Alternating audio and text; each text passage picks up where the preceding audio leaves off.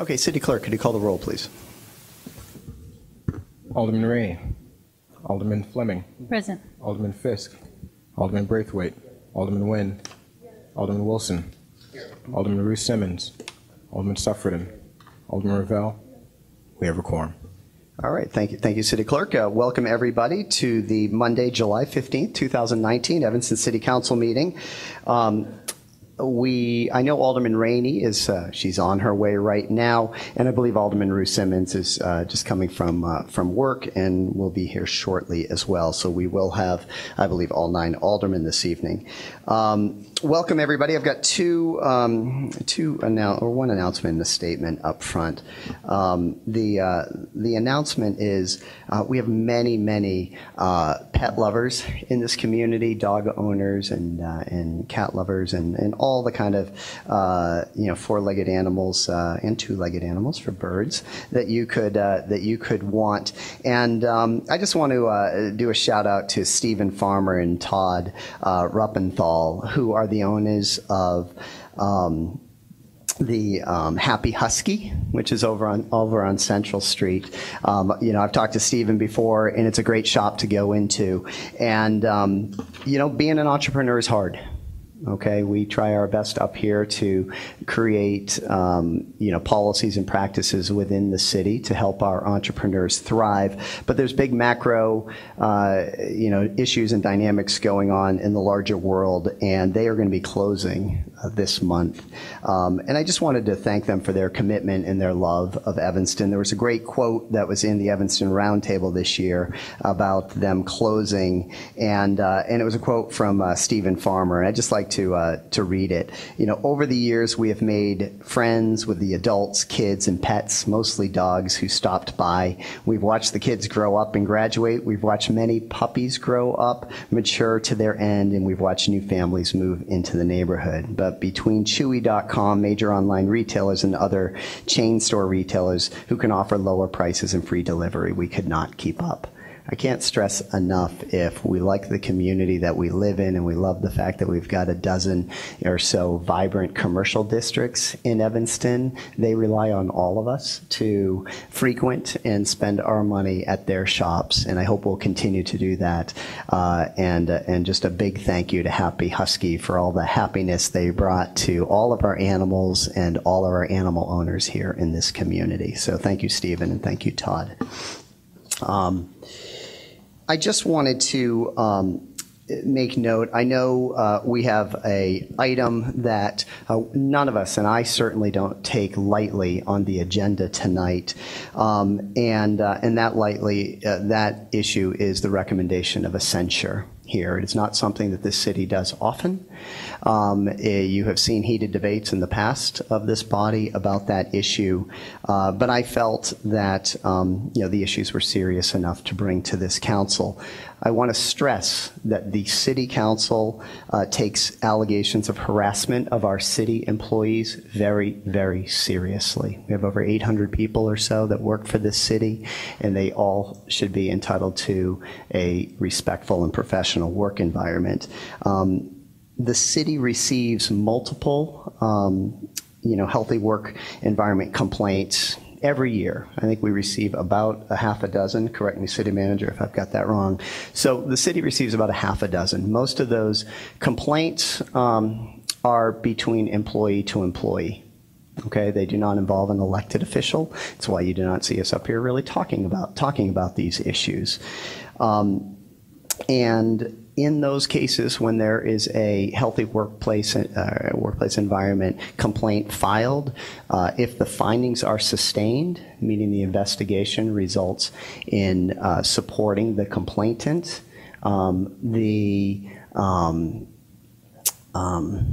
the accountability or the punishment or whatever word you want to use to that employee can range from a verbal reprimand to a written reprimand to suspension with pay, suspension without pay, to termination. Because these are personnel matters and handled within the city and are covered by personnel laws of the state of Illinois, None of that is known by really any of us here in the public, and honestly by oftentimes the city council if it's handled just internally within the city manager's office. This evening, though, we have had multiple healthy work environment complaints filed by a few city employees against the city clerk. The city retained outside counsel to investigate the complaints because there's an elected official involved. Outside counsel conducted an investigation, interviewing other city employees, interviewing Clerk Reed, and appropriate findings were made. During the course of the investigation into the healthy work environment complaints, one of the complainants provided a recording that they believed was evidence of harassment that should be considered. The reporting became relevant in the context of the healthy work environment complaint because the complainant felt harassed and intimidated by what was on it. I want to stress the recording is not the basis for why the censure was brought forward. It was not transcribed by a private law firm, and Clerk Reed's private conversations are not being reviewed for this censure. The recording was not made by the City of Evanston. The Open Meetings Act issues were discovered through the investigation into the healthy workplace environment complaints. It was not the reason that we initiated this conversation. The findings are based on Clerk Reed's conduct at work and actions through city emails towards city employees. The outside law firm made findings that Clerk Reed's actions constituted harassment, threats, and retaliation against city employees. This evening, I know many people will be speaking at public comment and want to speak on this topic based on emails that many of us received. I just wanted to make this statement up front about what we're discussing tonight. We will get into the matter on the agenda this evening. With that, City Manager, do you have any announcements? City Clerk, do you have any announcements?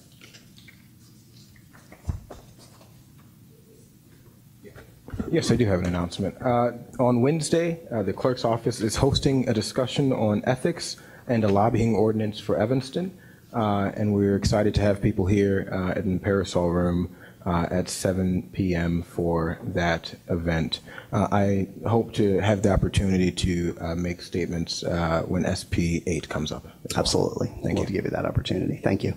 Okay, we're going to go into public comment. As everybody knows, we set aside 45 minutes for public comment. We divide the number of people that want to speak, or the estimated number of people that we have to speak, by the total number of speakers, and then allot the time. So today we have close to 30 people that want to speak. So I'm going to allot a minute 30 for everybody. I'm going to ask Clerk Reed if he'll just keep track of the time, as we always do. If the chimes go off, I ask that you just wrap it up real quickly within 10 seconds so we can be respectful and get everybody the opportunity to speak tonight before we get into the agenda. The city manager, will keep track of the overall 45 minutes. As the rules state, the city council meeting is supposed to start after 45 minutes of public comment. So with that, we're going to go into public comment. We've got Mike Vasilko, Connor Malloy, and then Alice Berry. So welcome, Mike.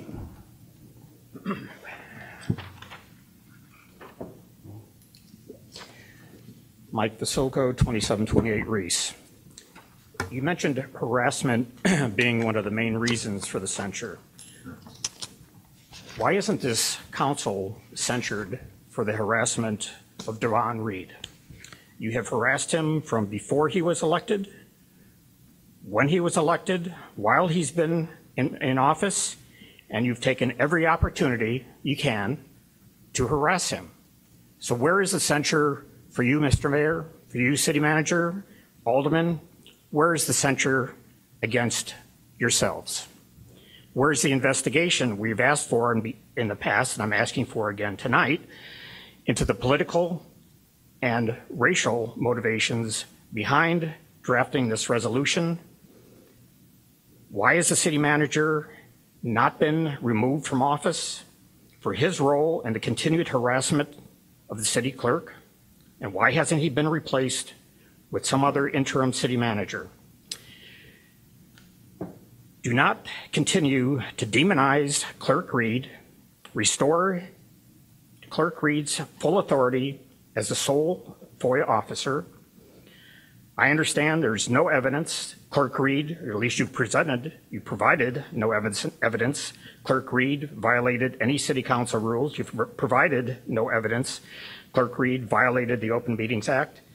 Why are there two sets of rules, one for most of the council when it comes to censure? I mean, Alderman Rainey has been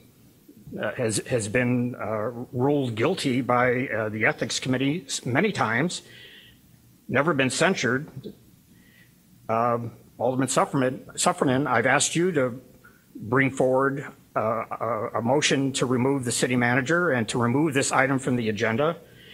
If Clerk Reed gets censured, you know, I supported you in your language, but you should be censured too, as well as others on the council. So you can't have it two ways. You can't have one set of rules for Clerk Reed and another set of rules for everybody else. Oh, we need to wrap this up very quickly. Okay, well, you get the point.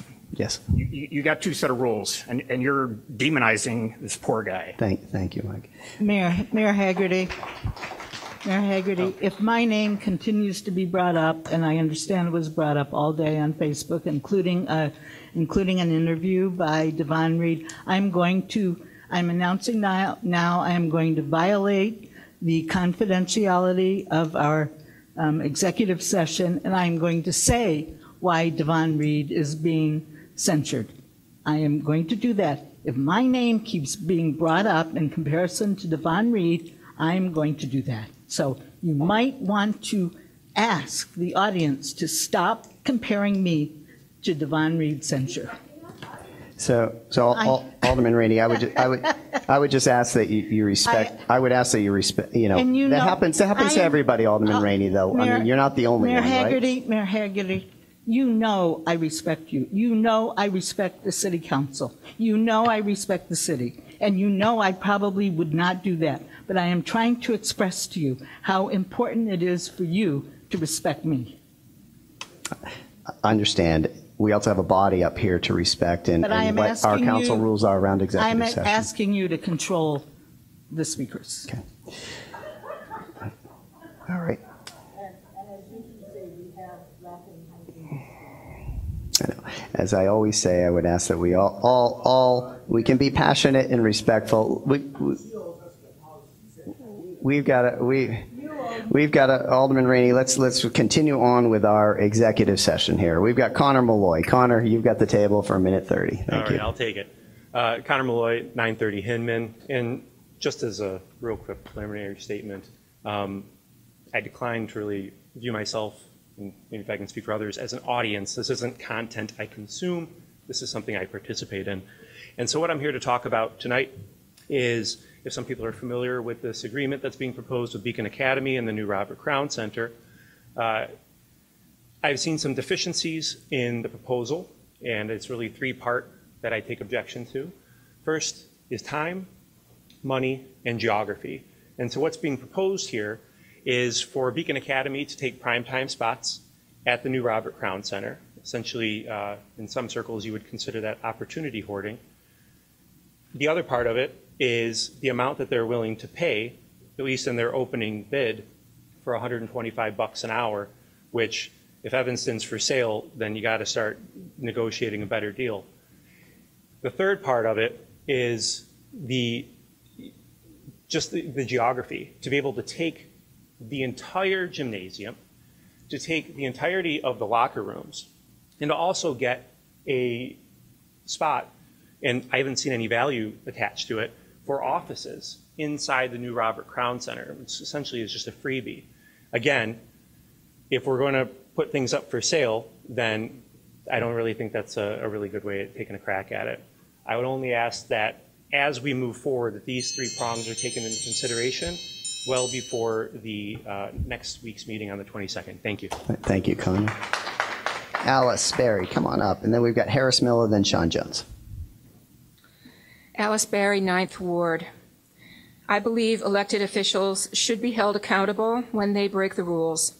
No matter who they are, no matter their race, their gender, their economic status, their political power. The resolution before us tonight, SP 8, I view as a prosecution of sorts, written to hold an elected official accountable for breaking some rules. What all of us who read the news know about prosecutions is that somebody decides who gets prosecuted and who doesn't, who goes to trial and who doesn't, who gets charged and who gets a slap on the wrist. There are a lot of famous cases like this in the news these days, and an appalling number of them about black people getting prosecuted where white people are not.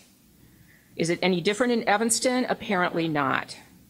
Not that long ago, this city's white mayor, a wealthy white man with powerful friends, violated the Open Meetings Act. Was he censured by this council? Not that I heard of. Not that long ago, our city manager cost this city a whole lot of money as a result of a lawsuit by an employee who said he created an unhealthy work environment. Was he censured by this council? Not that I heard of. Less than a year ago, I believe, a white alderman with powerful friends violated ethics. Was she censured by this council? No. And it was an embarrassment to everyone who thinks ethics are important. It seems that the only city employees who get threatened with censure have dark skin. This resolution is peak hypocrisy. If officials are to be held accountable, they must all be held accountable and not singled out for different treatment because they have darker skin. We will be watching. Thank you. Thank you. All right, Harris, come on up. Harris Miller, Sean Jones, Misty Wittenberg. Good evening, Harris Miller, 4th Ward. Please vote no on Resolution 78R19 that will censure Clerk Reed. Residents demand that we see those emails that you just mentioned to the citizens. It would be great if we could see those. Also, why are there double standards in the ethics process for some elected officials and the city manager who violated the Open Meetings Act without consequences? As verified and published by the Evanston Patch on December 29th, 2017, the city manager called Clerk Reed the biggest a-hole I've ever worked with in front of city department heads. Why was the city manager not disciplined for this? The city's opinion is hypocritical, systemically racist, ageist, and disrespectful. The people voted for Clerk Reed because of transparency. Finally, please table Resolution 72R19. Citizens also have cognitive and intellectual disabilities. Not everyone has a physical disability. Please add language in that addresses my ADA concern into the packet document before you vote. Thank you. Great. Thank you, Harris. Sean Jones, Misty Wittenberg, then Janet Kirby. Good evening. Sean Jones, 9th Ward. I have a friend who's sitting here in the audience who often calls Evanston a sleeping giant. There's so much potential here and so much we can be doing better. But lately we can't seem to get out of our own way. And that goes to everyone in this room and everyone participating in Evanston. We have a perfect example tonight. And let's go through the organizational chart and talk about everyone. Those in supporting the clerk, I understand it. But harassment is real. These employees have the right to come to work and not feel belittled. They're real people. They're here in this building now. They have a right, and you should care about that. It should be something that concerns you. I understand your support for Clerk Reed, I really do, but there are other people here who are being hurt. The packet talks about multiple complaints. I know of at least 4 people. We should all feel strongly that employees deserve to come to a safe and healthy work environment. FOIA is very important, but healthy work environment is also important. Second on the org chart is the mayor. Mayor, we can't have something like this dropped at 2:30 in the afternoon on a Friday before a Monday meeting in the middle of summer. That's not right. I mean, this decision must have been made in executive session on Monday, so we knew that this was coming. Why did we wait until 2:30 Friday afternoon to drop this? We need leadership. We need you to step up. Next, Clerk Reed. Clerk, we really want you to succeed. You're our elected official. We need you to be our FOIA officer. You need to run your office in such a way that people are not filing unhealthy work environment claims against you. You can do better. I believe in you. We all want you to succeed. The city needs you. Please run your office in a way that we don't have to do this. I need to wrap it up quick, Sean. And also, there's been allegations that people asked you to resign. I'm going to say that didn't happen. I was in the meeting. You were in my office. Nobody asked you to resign. Nobody demanded that you resign. We were trying to help out. Any false allegations that somebody asked you to resign, I really don't appreciate that. Next, on the city council for 2 years, this body has been. I need you to wrap this up. 10 seconds. This body has been flummoxed. Mike, you went 3 minutes, so. But, all right. I try to get people to wrap it up. So quick, Sean. It is fair to ask, why are we censoring the mayor? What benefit is the city getting? Why are we censoring the city clerk? It is fair to ask that. What benefit do we actually get? How does that do the city good? Sean, I need to move to the next one. Okay. Thank you all. Everyone can do better. We are a sleeping giant. There's a lot of potential. Let's get out of our own way and start doing good work. Thank you, Sean. Thank you, Sean. All right. Boy, we got to do better, you guys. All right, Misty. Show them how it's done. Minute 30. Oh, good try. And then we got Janet Kirby and then Daniel So Joseph. I want to start by saying that I agree with a lot of what Mr. Jones said, and I think you all know that I firmly believe the city should hold city staff and officials accountable when they violate laws or break our council rules. And I'm sure you probably realize, Mayor Haggerty, tonight that you are in violation of Council Rule 18.11 in bringing SP 8 as a special order of business. Under that rule, only matters previously agreed upon by a majority vote of council may be brought as special orders of business. So fundamentally, you're violating council rules to censure someone for violating council rules. And if council took this vote in closed session, you also violated OMA to censure someone for violating OMA. So I would say that I assume you are putting yourself up next for censure, except neither council rules nor city code authorize council to censure the mayor or the clerk. These provisions are strictly interpreted by the city. If you remember from the December 3rd meeting, the city manager and corporation council advised that even though the city's ethics laws provided for other sanctions, council was limited to censure as it was, quote, the only option provided for in those council rules, end quote. Assuming the city is not arbitrarily interpreting council's limitations of those exact same provisions, and the only option provided in council rules and city code is censure of aldermen. This is not the worst of it, because Mayor, this resolution you've issued asks council to impose penalty for a matter in which you've unilaterally acted as decision maker in determining violations, including state law. How is this adjudicated? It's well established that under Illinois law that due process applies both to administrative procedures as well as court proceedings, and that the decision maker's conclusion rests solely on the legal rules and evidence adduced at the hearing. You, sir, are the mayor. You're recognized in city code as the official head of the city for service of civil process and all legal purposes. And you're charging someone with legal violations and attempting to impose penalty without even affording option of a hearing. That is the core requirement of due process. You cannot subject individuals to the arbitrary exercise of government power. I don't know if this is acting out of ignorance or impulsivity, but you can't keep ignoring and selectively applying laws and process just because you now have 70,000 plus people forced to pay for it. I need you to wrap it up. I'm wrapping it up, sir. I consider Clerk Reed a friend, but as he knows, it doesn't change my position on his accountability as a government official. If he's broken a law, I hold him to the same standard to which I would hold any of you and any city staff, through the channels and procedures that are established for that purpose. I'm hoping you can say that, Mayor, and I just want to mention it is not great incentive for me to wrap this up according to council rules if this council is not following council rules. Thank you, Missy. All right, Janet Kirby, Daniel Joseph, and Fuchsia Winston. Boy, these are some hard acts to follow, and I really can only agree with almost everything that people have said, particularly the first two speakers. I do notice that this is an interesting distraction from the Robert Crown fiasco. So I just want to mark that because this is an age of distractions happening in government. I have lived in the First Ward for 17 years, and I am here to discuss SB 8. There is a lot of confusion and probably some misinformation running around because you've chosen not to release any real information as to the substance of the allegations.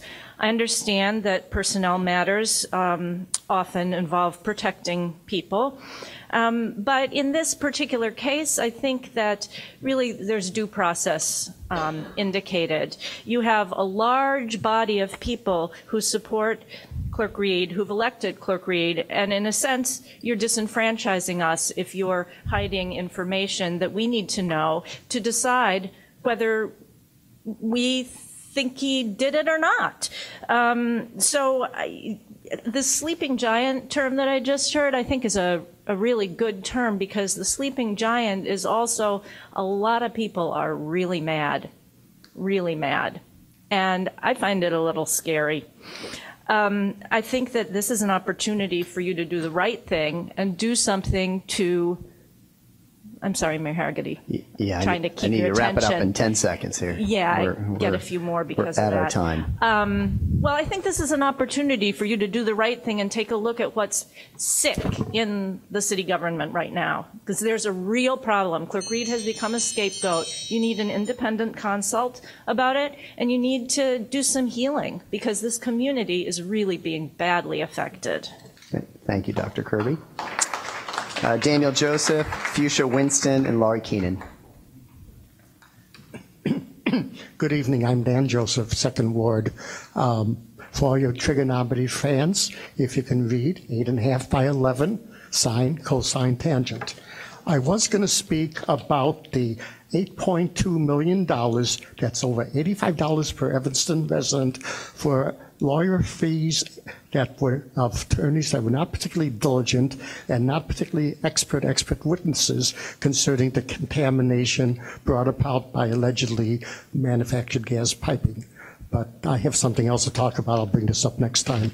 At the last council meeting, Clerk Devon Reed suggested that to get priority in speaking, I should register online. Last Tuesday, 8:30 in the morning, I signed up. And then I went at 11 o'clock to sign up in person to speak at this council meeting, only to find out today you can't sign up until the day the agenda is posted, because they said you don't know what the agenda is. I said, I don't care what the agenda is. I know what I'm speaking on. So those weren't counted. And now I hear that from now on you might not be able to sign up online to the day of the council meeting. If that be the case, 12:01 in the morning, I plan to sign up. I'm asking Devon Reed to please make it consistent of what the formality is to sign up online and who gets to speak first, et cetera, et cetera.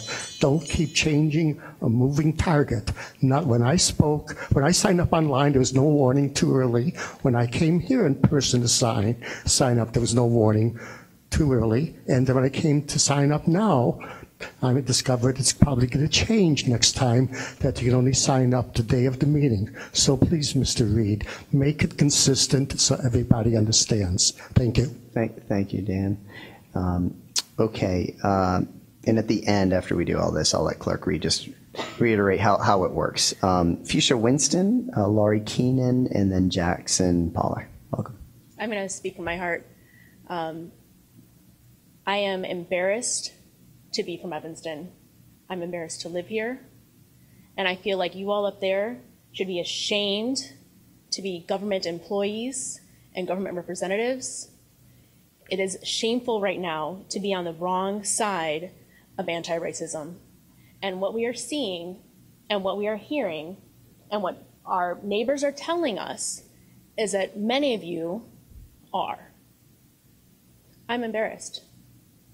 You all get to walk around in your daily lives as a representative of Evanston, a place where people come to and want to live because of our diversity, because we're supposed to be accepting of other people. And that's not what we're seeing here. It's shameful. Since I'm here and I'm a mother, I am I am battling with myself about raising my children here. 5th generation of my family to raise their children here. You all should be embarrassed.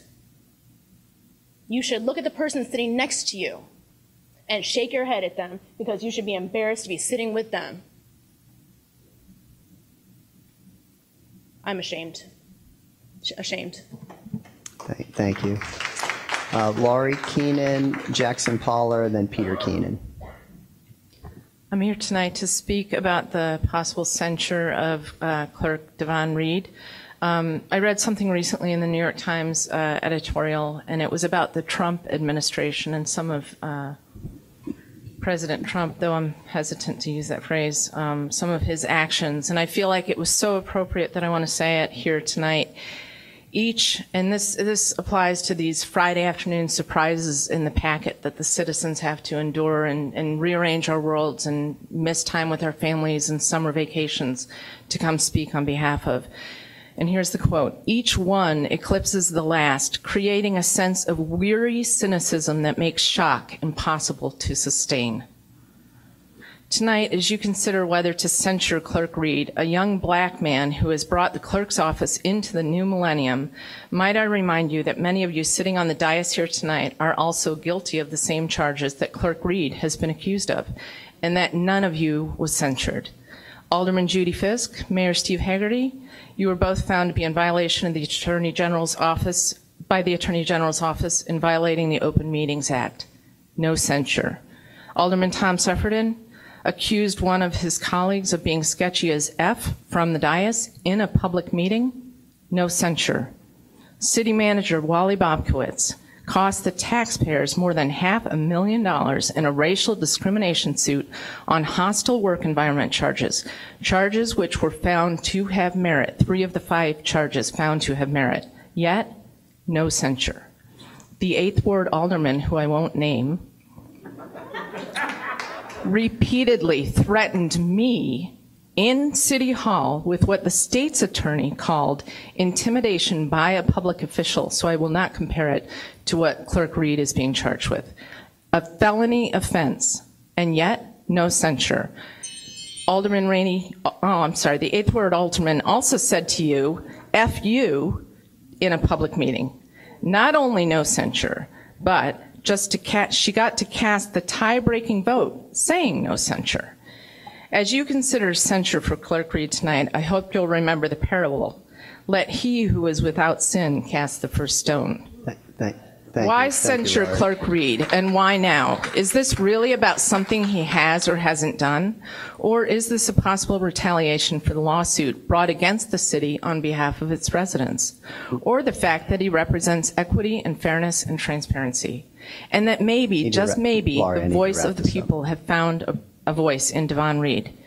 It's sad and pathetic that minutes after your email and the Friday afternoon surprise, Mayor Haggerty seeks censure for Clerk Reed, setting the table tonight before this meeting, sending an email to the people of Evanston extolling the values of fairness, justice, and equality when meeting Caroline Kennedy.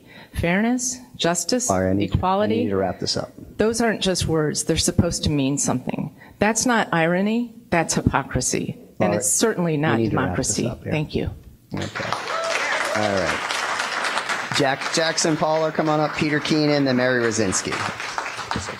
Jackson Poller, First Ward. I'm going to try not to unnecessarily repeat any of those that came before me, but I'm also deeply troubled by the city's continued treatment of Clerk Reed. Now, obviously, complaints of unsafe work environments have to be taken seriously, and there may be reason for not all information to be out there. But I hope that all of you can understand where we're coming from, that you have given us nothing. Mayor Haggerty, before your statements earlier this meeting, I had seen no information about this from the city.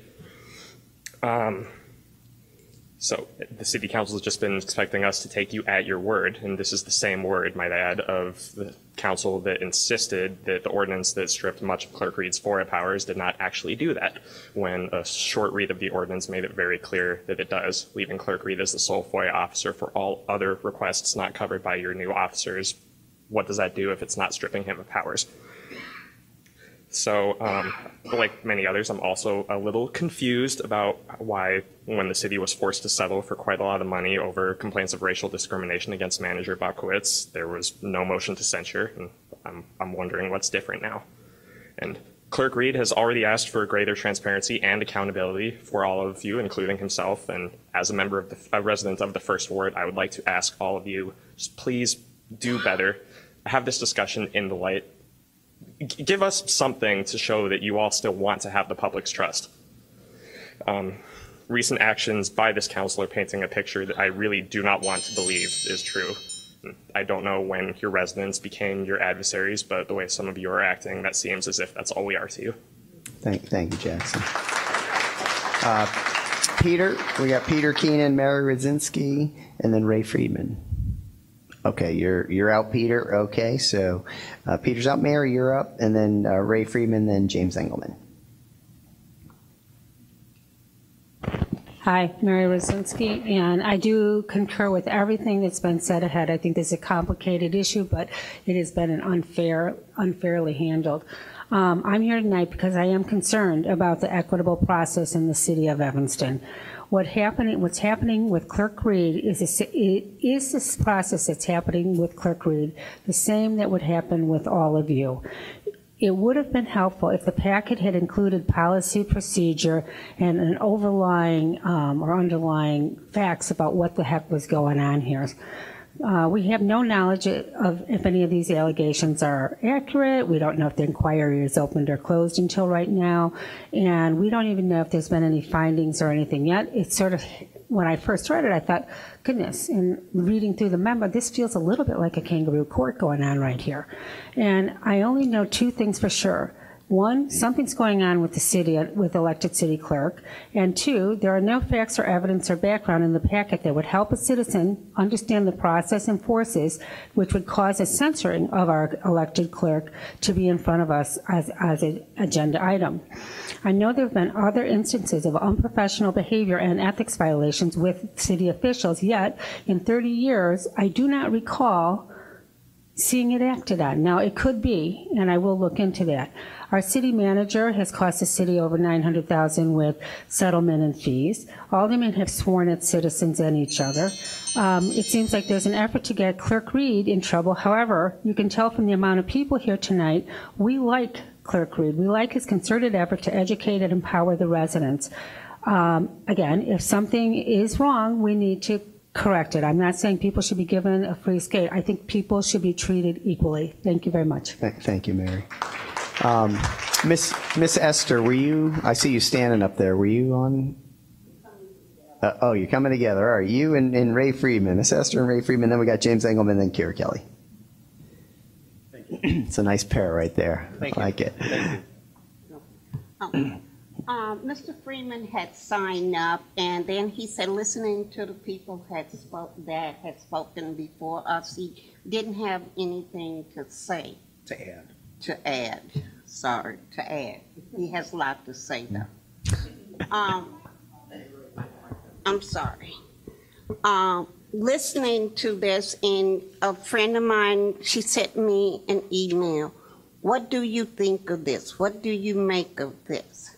And I'm saying, and on Saturday at 12 o'clock in the evening, this is the first I heard of this. No, I don't have time to look at it. I read it and couldn't comprehend. But one thing that popped in my mind was, gee, and the lady, Mrs. Berry, said it clearly, and another lady spoke to it. Black folks, you know you got out of line, you did something that you wasn't supposed to, even though it was right. Now we're going to punish you. We're going to watch you. And one of the citizens that I hold dearly that had a action put forth, and that was the decorum and stuff, which was a ridiculous, unnecessary action. Because how can you talk about decorum when yourself do not obey it, do not live up to it? And then you went to a city where they was having problems in that city that we wasn't having and tried to put that on us. So all that did was to make that person angry. Yes, we can wrap it up. We can end this. But like we say, you do not want to listen to us. And when we tell you something, it's not half truth, it's the truth. Because when we tell you and we get it and it's in black and white and on the internet that says this is what it is, what is the problem of you accepting that? That is the issue, that you cannot accept what black folks give you. Thank you. Thank you, Ms. Hester. All right, James Engelman, Kira Kelly, then Evie Russell. Good evening. I'm from James Engelman. I'm from the 5th Ward, 24 Brown. I'd like to talk about this SB 6, about the, recordings of people who talk on the phone. If you said too many of them, you guys are not going to go home. I mean, this is, and 3 of them, sure, 3 of them are okay, but not a whole bunch of them. So I think you guys should rethink this over, because I don't think it's right. Thank you very much. Thank you, James. Kira Kelly, Evie Russell, then Bill Keesum. Hello. I'm Kira Kelly, and as you consider tonight's resolution brought by Mayor Hagerty, whether or not to censure Clerk Reed, please consider some important discrepancies and double standards you will be presenting to the community. Many of these have been mentioned, but I'm going to go ahead and say them. There's a discrepancy between this very public rebuke and censure resolution brought forth by Clerk Reed about an unhealthy work environment versus the arguably worse unhealthy workplace environment accusations made against the city manager a few years ago that escalated into a $500,000 racial discrimination suit. In that case, there were no city council actions that I have seen addressing the city manager's actions. In fact, overall, the city council defended the city manager while critical comments were made of the plaintiff. Residents wonder why the difference. An outside law firm was paid to investigate Clerk Reed after a complaint was made. Was an outside firm engaged to investigate the city manager when the same type of accusations were filed? I don't think so, but hundreds of thousands of dollars were spent to defend him. Residents wonder, why the discrepancy? There's a discrepancy between a process afforded by an alderman who was found to be in violation of abuse of power and impartiality in official Board of Ethics process, she also had paid outside attorneys paid by the city versus Clerk Reed in a last-minute mayoral resolution and a public rebuke. Further, amazingly, one alderman was allowed to vote on her own censure and cast a deciding vote that she received no censure. Past open meetings, act of violations by Mayor Hagerty and Judy Fisk, they were determined by the Attorney General, were not met with any rebuke. Why does only Clerk Reed receive a rebuke? And another question, did the Attorney General determine this to be in violation of the Open Meetings Act, or was it only city staff and paid attorneys?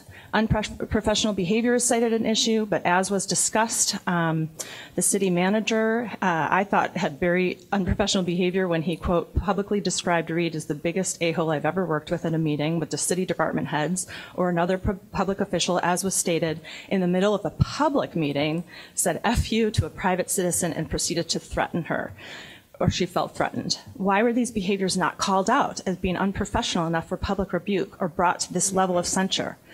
I know my time has ended, but there's no answer that we can see for this discrepancy, so we are left to make our own conclusions, and they are not good ones. Please vote no on this. Thank you. Thank you, Kira. Evie Russell, Bill Keesum, then Darlene Cannon. Evie Russell. I'm totally unprepared since I got an email at 5 o'clock tonight about this meeting. I mean, this is absurd. You know, you bring something to discuss without having a chance of people seeing the evidence, any evidence at all, or any public discussions on the issue. And I'm talking here about the censure of Mr. Reed.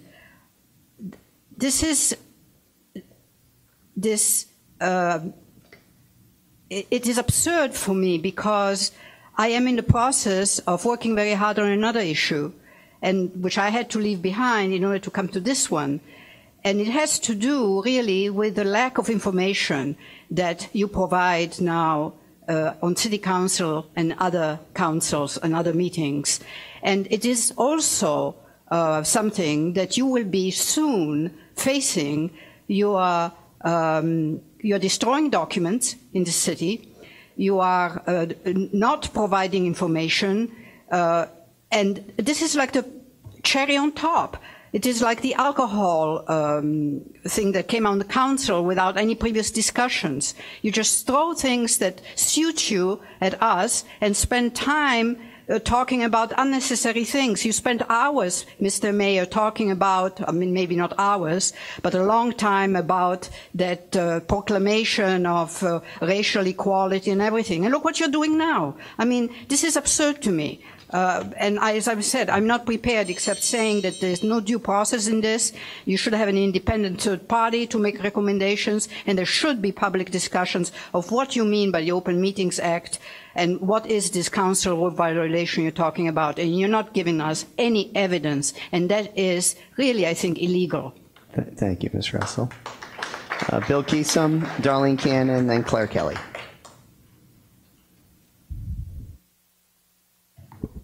I'm Bill Keesum. I live in the 7th Ward. I want to talk about something completely different that's nothing to do with the other issue that people are talking about.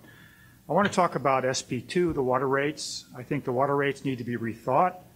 The way that they're structured right now is discriminatory against multi-unit buildings, and you ought to structure the rates based on the number of residences on a particular water meter and I did a calculation. I sent it to most of you this afternoon. It looks like our water rates could go up by 92% based on the rate structure that's set up.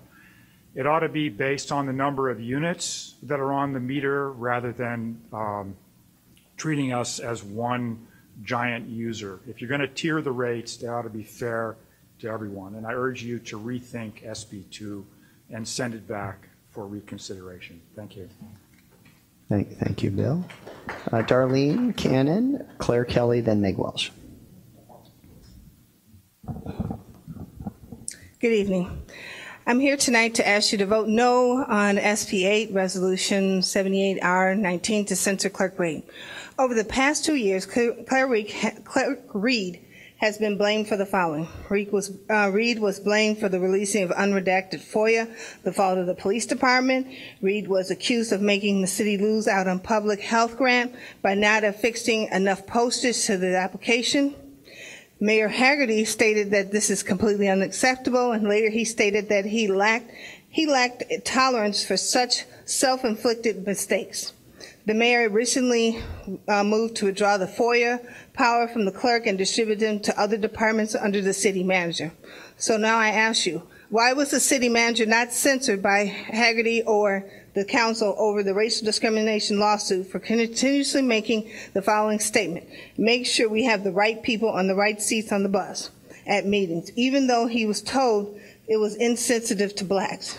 Statements like that do create unhealthy work environments and then cost us, the taxpayers, $900,000. Mayor Hagerty, you've stated tirelessly that one of the many things you love about Evanston is its diversity. However, it's clear that rule doesn't apply to Clerk Reed. What I see here is covert, racially biased decisions that are often hidden or rationalized with an explanation that you believe citizens are willing to accept. It's clear we get the message that you do not want us, it's clear we get the message that you want us to stay in our places. Thank you, Darlene. Claire Kelly, we have Claire here. I don't know if I see Claire. Meg Welsh, Jane McCarthy. Okay, so come on up, Meg.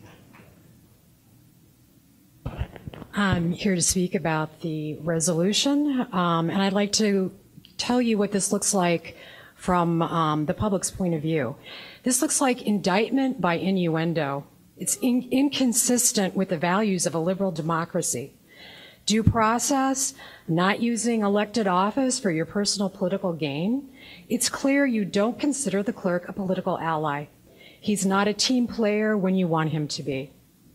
That doesn't mean that you get to use your personal political, your office, your powers to damage him politically. And the act of the city initiating a resolution to censure him effectively politically damages him, even if the council does not vote to approve it. I can see the headline in Evanston Now already. So you can't erase that. You can't erase that damage, and I suspect that you know that. You can't erase that damage. Keeping secret the details of the evidence which could exonerate the clerk in the eyes of the public, it just smacks of a political dirty trick. This is what it looks like to the public. The inconsistency of initiating this censure resolution and not against other city employees and elected officials. Other people have said this. I'm just going to quit. So you know what we're talking about.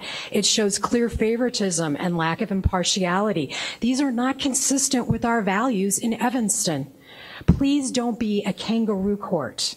Also, I'd like to say it would be helpful if when someone is making public comment, saying he has knowledge of the harassment details, who also happens to have close ties to the city and representing elected officials or whatever, would identify if he's speaking as a private individual or how he has this knowledge about the harassment details that the rest of the public doesn't have. That's very confusing and rather unethical. Thank you. Thank you, Meg. Jane, so we got Jane McCarthy, Madeline Ducree, and then Chris Kruger. Hi, my name's Jane McCarthy. I live in the 7th Ward. I've lived there for at least 25 years. I don't recall ever coming to speak at a city council meeting. I learned about this morning. I don't have anything written down, but I just wanted to come say, my gut told me I had to be here to say I voted for Clerk Reed. I appreciate the work he's doing. I would appreciate the council to allow him to continue to do that work. I'd like you to vote no on censuring the clerk, and I really appreciate all the other people that have spoken tonight with the detail that they have researched and presented. That's all. Thank you. Thank you, Jane. Madeline Ducree, Chris Kruger, then Doreen Price.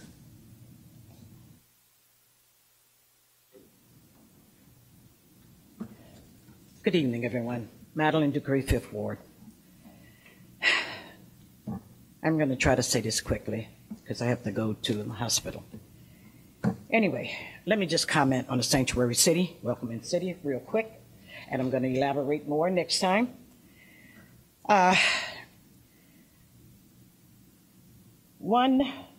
Chapter 2, Welcoming City Ordinance, skipping. One of the city's most important goals is to entrench the city's relationship with the immigrant communities. I'm going to leave that alone. Think about it. What I'm going to say on that is that I'm going to say it again. Fireworks, 4th of July.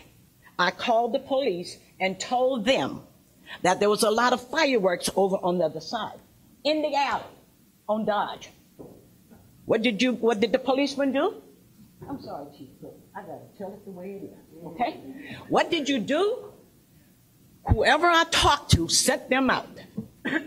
And they went up and down Foster. I said, in the alley, there's children back there where all this has gone up. Again, my granddaughter sat in front of the house and said, MD, don't call the police. This is the best.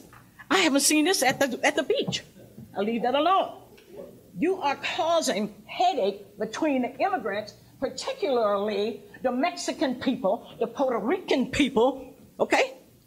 Maybe the Polish people, maybe the Jewish people. But you are causing headache here. Nobody maybe don't want to get up here and say it, but I don't have no problem saying it. I'm tired of being nice. I'm going to be good. I'm going to tell you the truth. Every last one of you up here, just about.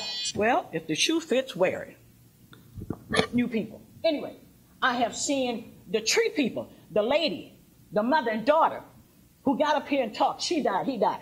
I have seen some of you walk out. You, I'm not calling no names. Some of you that was here, you walked out. Disrespect. I have seen some of you, Rodney, Robert, you sent him through hell. Excuse my expression if it don't fit. You knew that young man was wrong. You want to cause creation in this little city? That's what you're doing, okay? You're hitting on black folks and you're stepping on me. But let me tell you something. I don't care if you're Mexican, you're Puerto Rican, and I have relationship with all of them, okay? I have German grandchildren. I have Mexican grandchildren. You name it, I got it. One son did a lot of it. But anyway, okay? But I need it wrapped up in 10 seconds, I'm going to wrap Mr. it Creed. up. But let me tell you something about Clark Reed. Mayor, tonight I'm going to just spell it out. You let me down when you talked to that young man like it was slave time. Call the meeting, call the name. Oh, Clark Reed. I'm sitting out here, I'm saying, oh my God, Clark Reed, what is happening? Clark Reed got up and left. You had the audacity to say, not like some, quote me if I'm wrong, quote me, Mike, okay? But you gave the impression to me that, oh, everyone sat here, but Clark Reed left out. Thank you, Clark Reed, for letting out. I know, as a young black man, it was hard for you to sit there and take that, okay? You have to walk out. He could have said something that would have wound him in jail. I've seen it happen to my children. I'm telling you all in this little town, you better get together with togetherness, or we're going to have some problem. Let me tell you about another. You know, I got to tell you Mr. this Creed, we thing. got to wrap this up. With the immigration, I called again. A young man from next door came down the street. People hanging out the cars. I called 911. It's on there. Check it out. They said, what color are they? Or whatever they said. What complexion or whatever. I said, I don't know. I think they're Mexican. But they're saying niggers, nigger word. And you know black folks don't like other people calling them nigger. Okay? I ain't gonna talk about no N word. It's nigger. I heard enough when I was down south. But let me tell you something. I'm not covering nobody no more. I'm tired.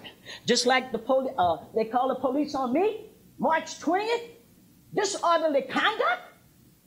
For me telling the story fast, and I wanted to mention about Tulsa, Oklahoma. Anybody know about Tulsa, Oklahoma? The black folks who had this town, and the white folks just found out about it. They had hospitals, theaters, you name it. When that black man went in there when he had to go to the bathroom, then they came into town. What the heck is this? They didn't care about that. That's what I was trying to tell you all about Mr. Creed, Jackson and Emerson. We'll continue it next week. Jackson, We got to move on to the next person. Continue. Mayor, let me just say this and then we'll leave you alone. When you mentioned Blake, the basketball player at ETHS, when you call that young man in here, I didn't know the heck if he was black or white, but you made him white. The rest of those basketball players, some of them didn't even want to go to play basketball anymore. You sing them out. Bring the whole doggone team in here. When the last time you heard of one person winning a goddamn basketball game? Thank you, Mr. Creed. All right, Chris Kruger, Doreen Price, then Allie Harned. Christopher Kruger, Dodge Avenue. Mr. Creed makes a good point. And, that's why institutions like Northwestern University and North Shore Healthcare and people who have $10.7 billion endowments owe reparations to the descendants of slavery in our midst. And the first thing we need to not push them out of town by building hockey rinks that cost $70 million. That'd be one thing we want to do. But I want everybody here to remember the point of this comment is so you vent and then you have this catharsis and then you go over and then you go right back and you do the same thing. Well, we're not going to do that because we're going to leave tonight with resolve. And we're going to say we're going to register voters. We're going to have legislative initiatives. We're going to have a progressive slate of candidates. We're going to have a progressive candidate for mayor, okay? And that's what we're going to do. Now, Devon is a very dangerous person, and he's dangerous because he tells the truth. And in our country, we put people in prison for telling the truth, especially if they're telling the truth about our military. We're lucky that he's only telling the truth about the city of Evanston. You could tell the truth about the state of Illinois, about the federal government. That's what we've come to in our country. The powerful and the privileged push us out. We're going to fight for this city. We're going to fight to stay here. We're not going to get pushed out by hockey rinks. We're not going to get pushed out by taxes. We're going to reclaim this city for the people. and we're going to stand behind our elected official, the people we vote for. They got more votes than anybody in the city. Anyone sitting on that podium is that gentleman right there. He got arrested petitioning to run. He got arrested to petition to gather votes in the city of Evanston for being black while petitioning ballot signatures, and nothing funny about it. Thank you, Mr. Krueger. All right, Doreen Price. Are you here tonight, Doreen? Okay, I don't see Doreen. How about Allie Harned, then Carla Thomas?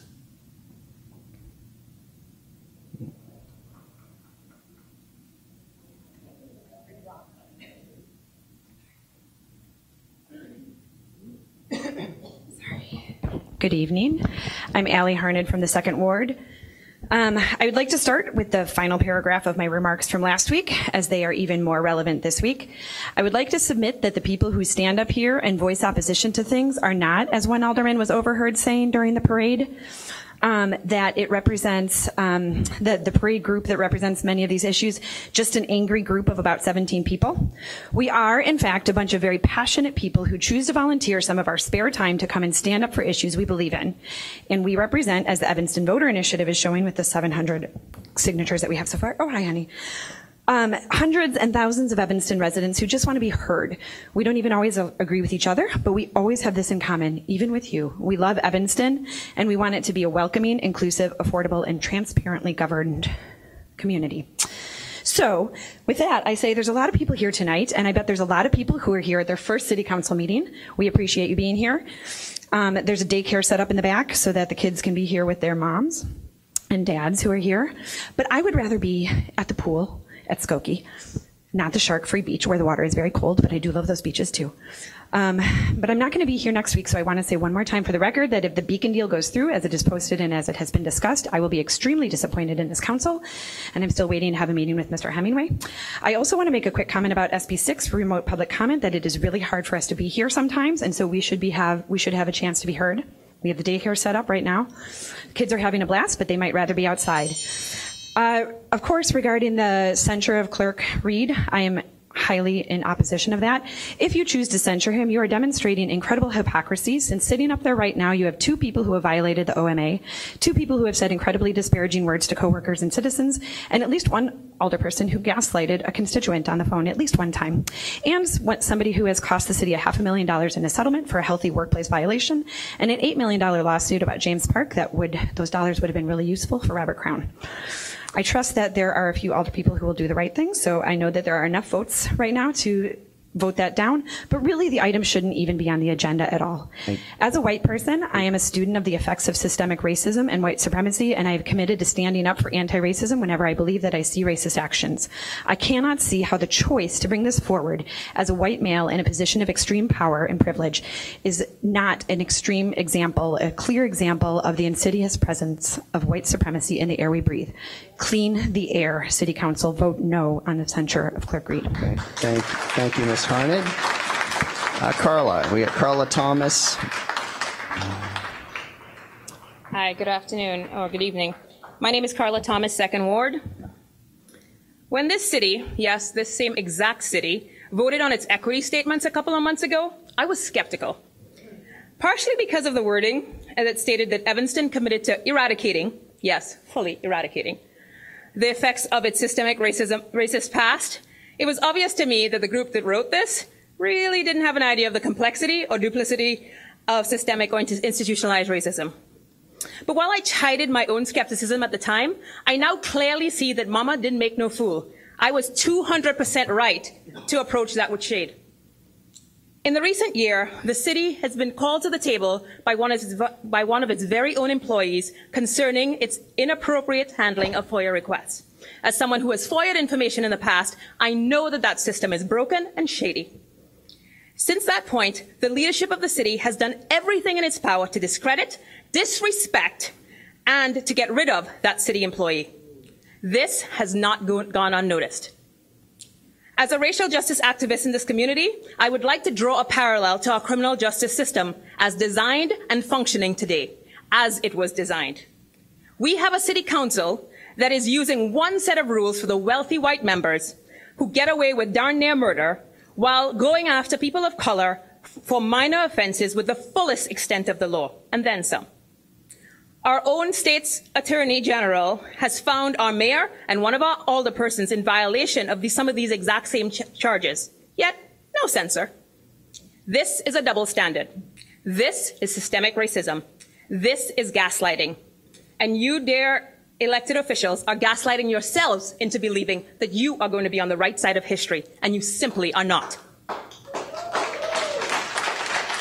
We're at our time, Carla, if you want to wrap up. And to Alderman Rainley, the fact that you believe that Mayor Haggerty has the ability to control us speakers puts you at the epicenter of this race issue here in Evanston. We will not be controlled. We will not be silenced. We will not let these behaviors go uncensored by the citizens. You have shown your colors repeatedly, and we see you. We see all of you. We will not be silent, and we vote. Thank you, Ms. Thomas. Okay, was there anybody that I left off that had signed up to vote, or to vote to speak here at public comment? Okay, seeing no one else. Thank you everybody for the passionate remarks on a. Well, really, on one primary issue. There were a couple others. So, you know what I'm going to do is, given that so many folks wanted to speak about the censure, which was SP 8. I'm going to go ahead and move SP 8 up to the beginning, and then we'll have a discussion about SP 8. So.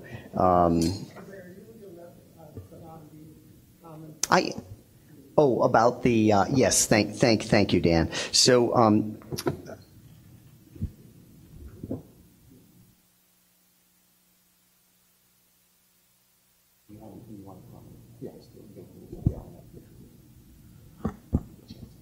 Yeah.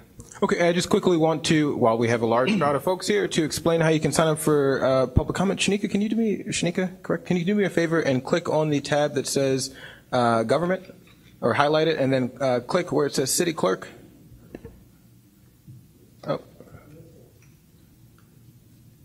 No problem. You click city clerk and you scroll down, you see a picture of me from a while ago. You click the public comment sign up tab at the bottom. And this is up as soon as the agenda is released, and you know what agenda item you're speaking to, you can come to this page and sign up for public comment. If you can just scroll down to show folks the sheet a bit, you enter your name, the ward that you reside in, the agenda item that you're speaking to, and whether you support or oppose that agenda item. And then we use that, we keep that data in a database, and this is how you can access that form. So. If there's any confusion, you can also directly reach out to our office. I did follow this instruction. 8:30 last Tuesday, signed up. That is not an agenda item. That's a public comment item. And then I went into the office at 11 o'clock and signed up in person. And now I'm fighting today, at first, that you could not sign up until the agenda is posted, even though if you want to speak on something not an agenda. And while I'm speaking, he's going to change it to you cannot sign up to the day of the council meeting. And there seems to be no consistency. I trust that you can rectify it so it's understandable, so I can follow the instructions. And from what I'm hearing now, if I come in, I go online at 12:01 next Monday for the council meeting, 12:01 in the morning, I should be the first one signed up. So that will be a test to see if you're consistent. Potentially. I hope you pass the test. Yes. There are folks that could sign. In fact, I would recommend on Friday or Thursday when the agenda comes out, as soon as it comes out, call the office and sign up or use the online sheet. And we can get you number one, hopefully, if no one else does it before you.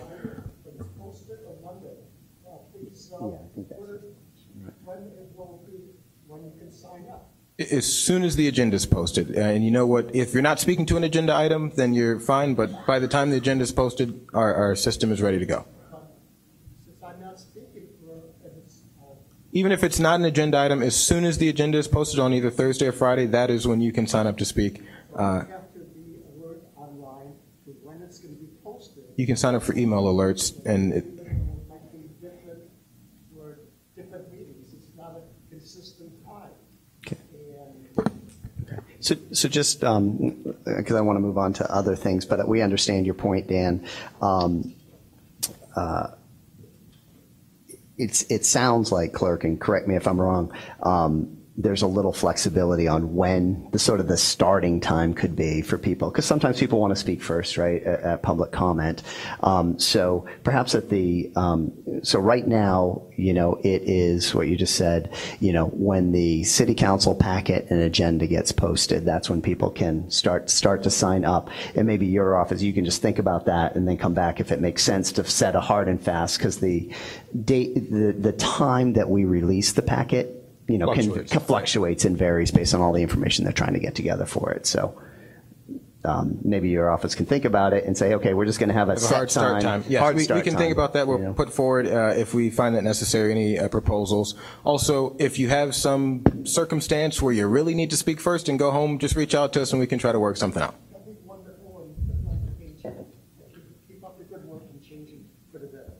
Thank you. Okay. I just have one question about this, because this is the first time I'm seeing it as well. So the database that this is maintained in, like, where does that database reside? And do you keep then a record of our residents and all the issues that they've come and they've spoken on, and whether they're for or against it? Yeah, so that's the same list that I share with you every week. I understand that you share something with me. I guess I didn't go into some of this to understand that you keep track then, or the clerk's office keeps track of every resident that speaks to public comment and whether they're for or against something. If they so choose to issue it. We think that metric is important because at the end of the year, we'd like to present, where folks who spoke at public comment stood and how the council voted on it. I think that's an important metric in democracy to understand that. Okay. I would, this is for another day, and maybe we have a conversation about this. I just think in this day and age, people also very much care about their privacy. It's not required. As you can see, there's no asterisk that requires it. They care very much about their privacy and, information that may or may not be released and how it's used. So we'll deal with that at a different time. Let's go ahead and move on. What I'd like to do, just given the number of people that are here and want to listen to the conversation about the censure, is we'll move to SP 8 and then we'll move up to the beginning of the agenda. SP 8 is Resolution 78-R-19, censuring City of Evanston Clerk Devon Reed for violating the City of Evanston Healthy Work Environment Policy and the Open Meetings Act and the council rules regarding closed session recordings. This is for action this evening. Is there anyone who would like to move this motion? Move approval. All right, so Alderman Wilson moved and Alderman Nguyen seconded it.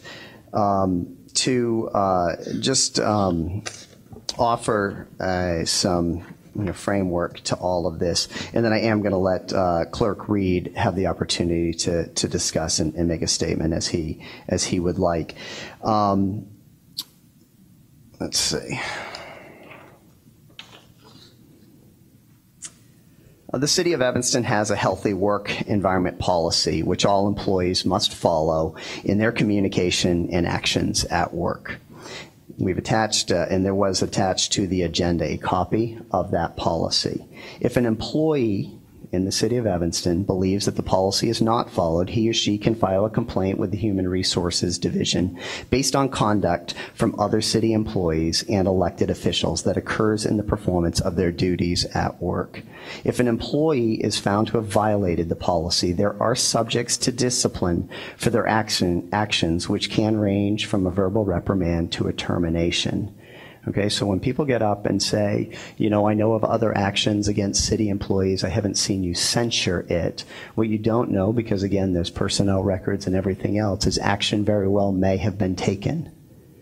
But it's not, again, a public action. The only reason we are here tonight talking about this particular issue is because it relates to an elected official. The policy says, the policy, because all of us are elected officials up here, that if someone is violating something, then we can bring it up as a censure up here. To conform to the policy's objectives, elected officials must also conduct themselves in a professional manner in their communications and interactions with city employees.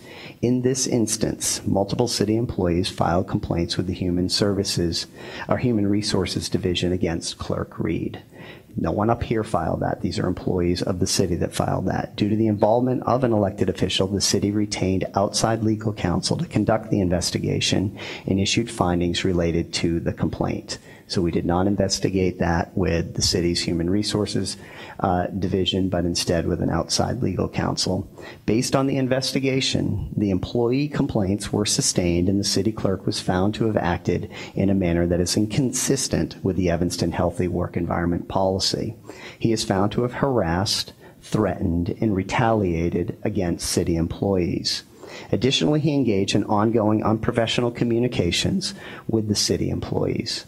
Due to the privacy rights afforded to the city employees under the Illinois Personnel Records Review Act, I cannot disclose specific complaints and findings contained in the investigation report. However, specific findings have been shared by me directly with Clerk Reed in a written document. As mentioned above, if an employee violates the policy, they are subject to discipline for their actions by their supervisor within the city. However, elected officials cannot be disciplined under the personnel manual. Additionally, as a city clerk, Clerk Reed is vested with the responsibility to keep verbatim closed session recordings and to create minutes from said recordings. This is when we're in executive session.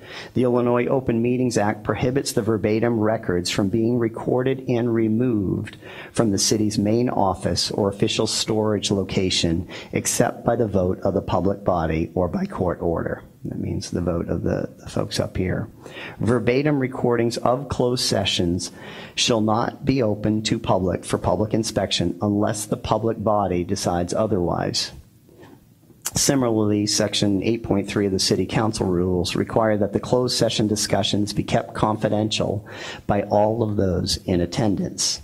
The report found that Clerk Reed failed to follow the Open Meetings Act by not keeping the recordings secure, making them on multiple devices, and improperly sharing the information from closed session. Given the extent and seriousness of the findings, action by the censure is the sole means for which the Evanston City Council has to address Clerk Reed's unprofessional conduct. I'll ask that question, Ms. Wittenberg, so we confirm that with the city attorney. The clerk's behavior towards the city employee is not acceptable nor representative of the community standards and values and must stop. Okay, so with that, we've got a motion and a second to open this up for conversation. City attorney, though, I would like to, because people have asked that question during public comment about the authority of the city clerk, and it was news to me too, and they said, oh, they can't censure the mayor either, but saying that they can't censure the mayor or the city clerk, but they could censure one another. Good evening, Michelle Mason, Cup Corporation Counsel. A censure is a public statement of disapproval from the corporate members.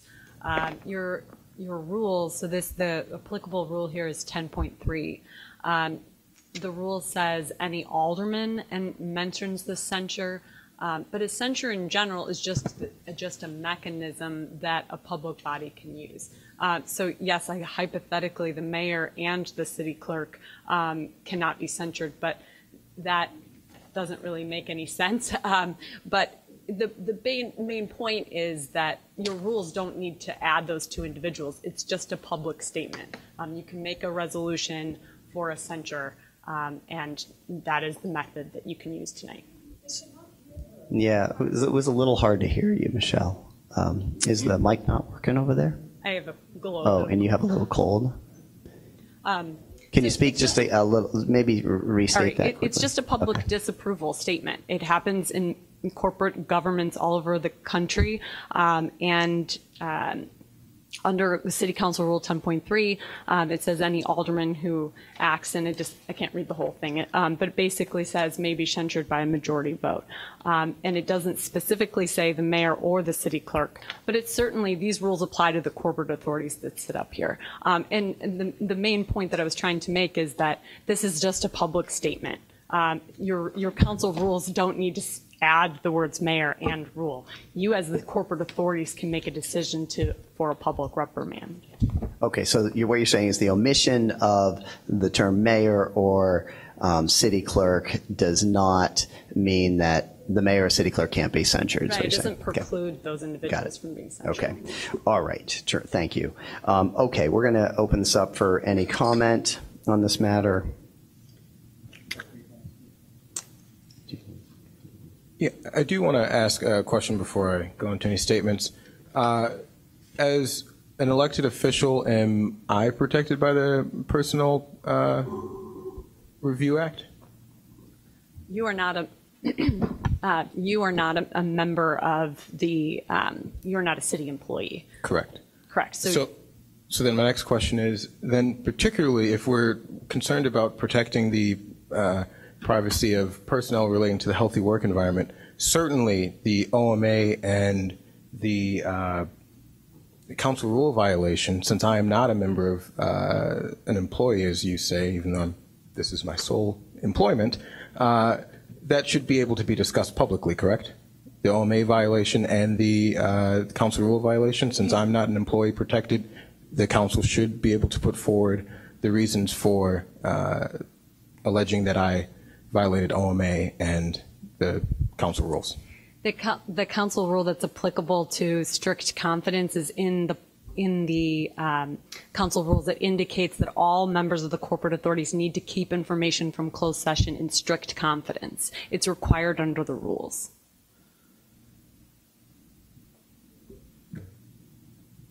I am asking for the information relating to the open meetings. I believe in transparency. It's Rule 8.3. All proceedings of a closed session shall be kept in strict confidence by all those in attendance. And when it comes to the healthy work environment complaint and policies, we can't go into the details of that, city attorney, right? Because it involves city employees who are protected by an Illinois state law. The Illinois Personnel Records Review Act. All right. Okay. So maybe can there be a motion to suspend the rules to put forward the evidence? Since this is just a council rule, at least relating to the Open Meetings Act violation and the violation of council rules, I think there should at least be a public discussion on that if we can't discuss the other matters. And I would ask for a motion to suspend the council rules to allow a discussion on that.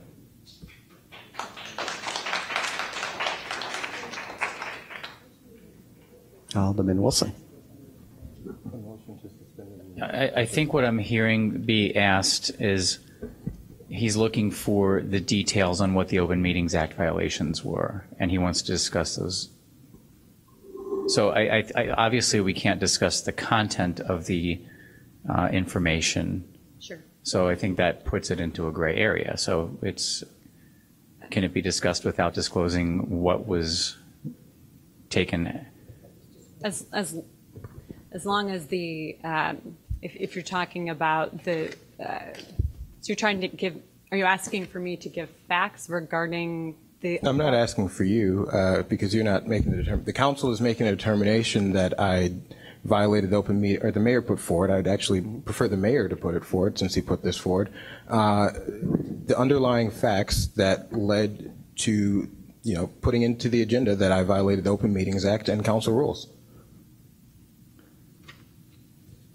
I would like to hear a motion to suspend the rules to allow for that discussion.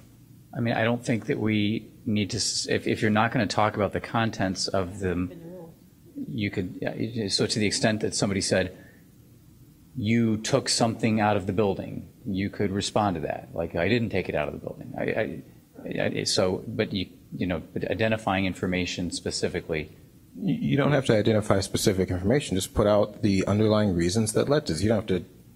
You can say, what are the facts that led you to this conclusion that I violated the Open Meetings Act and council rules? So, I don't think we need to suspend the rule. I don't think we need to suspend the rule. I don't think we need to. Ms. Mason-Cup is saying that you're prohibited from discussing something that was disclosed in executive session. I think she's saying the content, not I was the. discussing the content. I misunderstood your question. You can't discuss the content. You can discuss the allegation. Right. Without suspending the rules.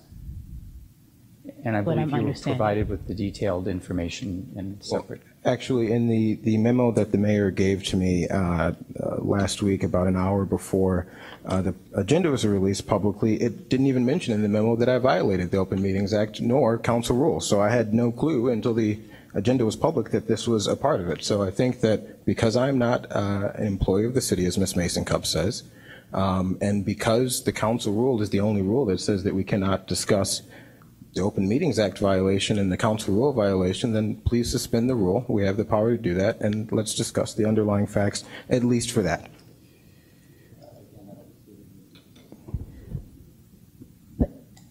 So I'm going to put forward that we don't need to suspend the rules because we're not talking about content. We are talking about the allegation itself. We're not talking about the content. The rule says we can't talk about what was discussed in closed session. So I think if you would like to talk about it, you may do so, is my understanding. Well, I mean, I'll just reiterate what was in the memo. And again, this was a summary that was shareable with the public and everybody else. The report, and this is the investigative report, found that Clerk Reed failed to follow the Open Meetings Act by not keeping the recordings secure.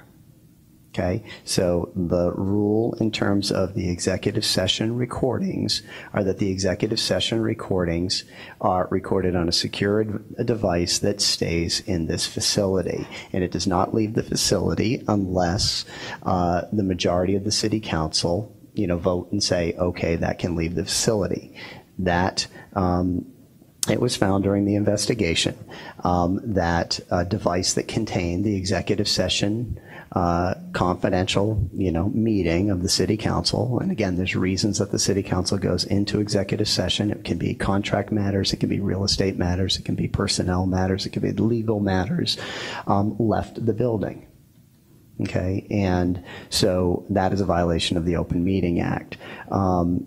Making those on multiple devices and, improperly sharing information from closed session. So that's what's in the memo. What I just gave you on the secure device is a concrete example from the report. I would also like to stress that this investigation did not, initiate because there was concern about the Open Meetings Act violations. That was not why this was initiated. It was initiated because, multiple employees here at the city of Evanston filed unhealthy work environment complaints against the clerk, and the city, as it does with any complaints that are filed for unhealthy work environment, investigated that because it involved an elected official and, 2 city employees.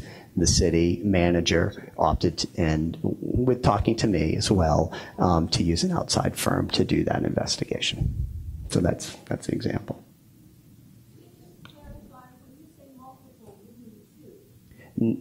Multiple. I mean, in terms of the complaints filed, more than two. More than 2 of the complaints.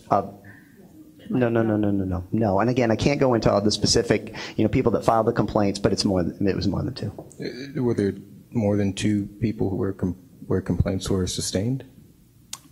2 were sustained, as you know. Okay. Okay. Alderman Rainey.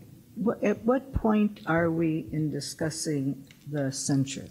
We're at the point. I've opened it up. We got a motion, a second, so it's now open. If anybody wants to comment on it, and then we'll take a vote. I would like to make a comment. It is my opinion that this censure resolution serves absolutely no purpose. If you will recall, and I'm not going to say where this took place, but there was a discussion, and I think it was I that mentioned this, that the censure items are rather nebulous and would serve no purpose but to raise questions about what the point of these issues were, and that there might be a time in the future where there would be more clarification.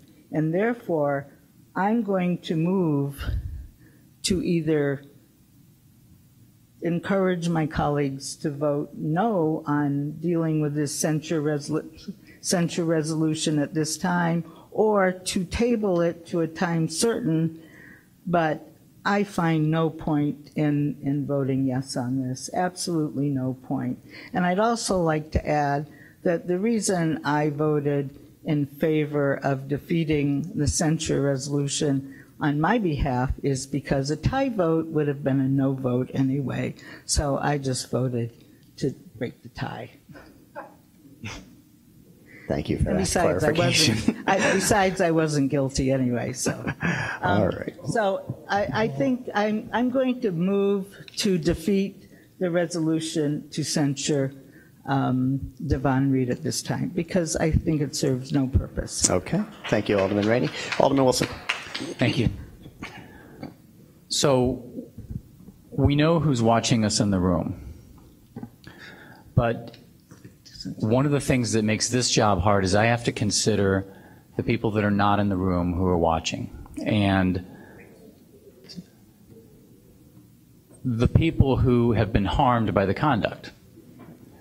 So if you're that person, think back in your life, you know, we've all been victims of something, something's happened, and let's say that you knew something happened.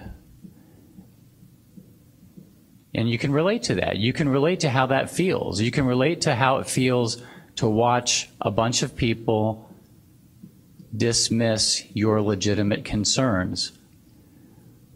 As the mayor mentioned, we take this seriously. You know, this is the last thing I would like to be doing on a Monday night. This is the last thing every person in this room would like to be doing on a Monday night.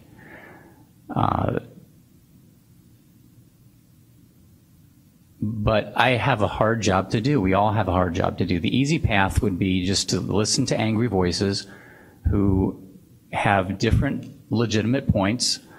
Some points are, unfortunately, through lots of social media stuff, not completely accurate. But at the end of the day, I listen to what people have to say. I care about what happens in our community. I listen to the speakers, and I try to be engaged. The responsibility we have is to make the correct ethical decision to support the employees who've been harmed. There's been an investigation, there's been a determination that's been provided. And to disregard what they've been through, to disregard their legitimate complaints, and not only that, but to kind of pile on in the Facebook world and render them, you know, maybe not quite valueless, but render what's happened to them to be not legitimate, that's not fair. If you weren't in the room and you don't know, you can't testify as to what is right or true because you don't know. You're having faith in a person. I'm not asking you to have faith in me. You know, you can believe or not believe me. I'm not. I'm asking you to have faith in the process. So you can not like the process, but this is a process. But you're rejecting the real and legitimate concerns of human beings who spend every day of their lives working for you. Wow. You know, you need to think about that. Give that some conscious consideration. You know, these points that have been brought up, these didn't come out of nowhere for Clerk Reed. I've had a number of conversations with Clerk Reed privately about a number of these points, and he knows that. And I would prefer to keep that kind of conversation private. I would prefer to never have it rise to this level where people are making complaints.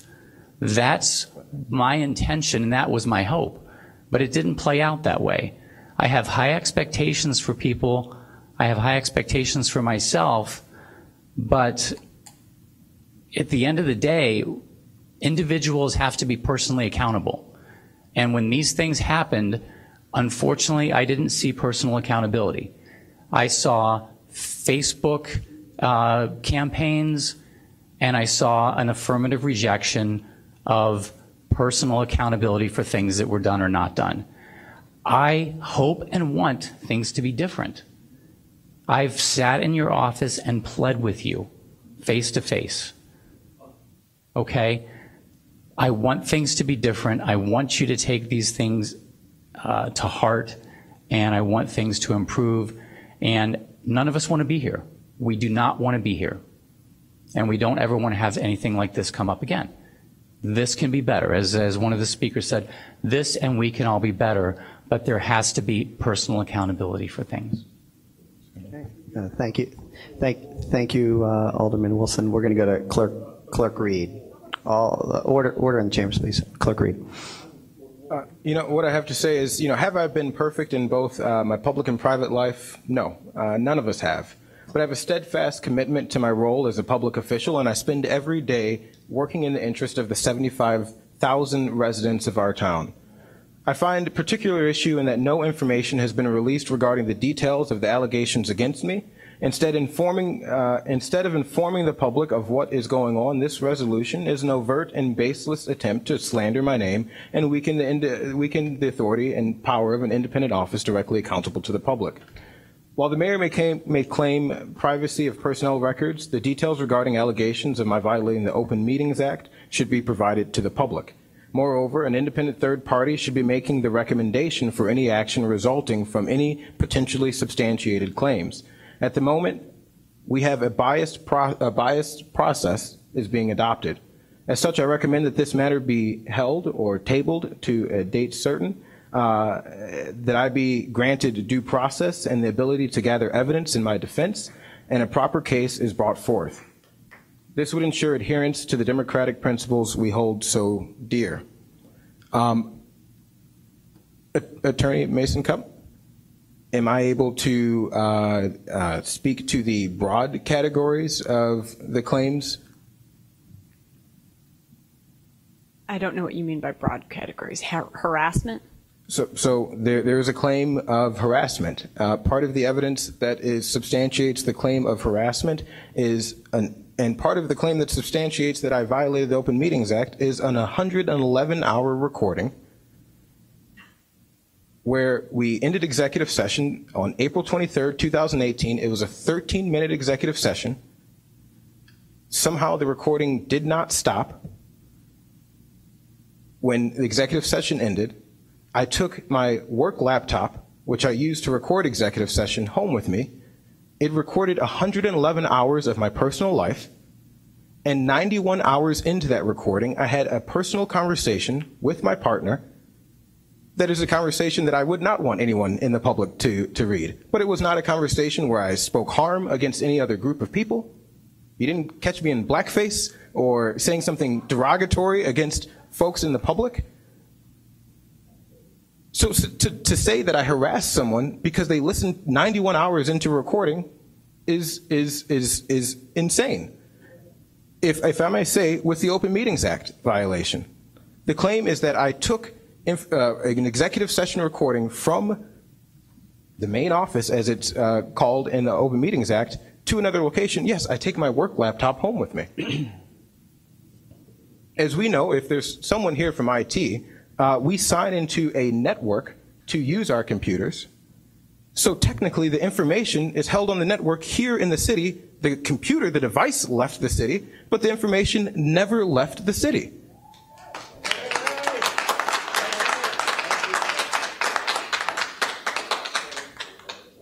There is a claim of union retaliation against an employee for wanting to join the union.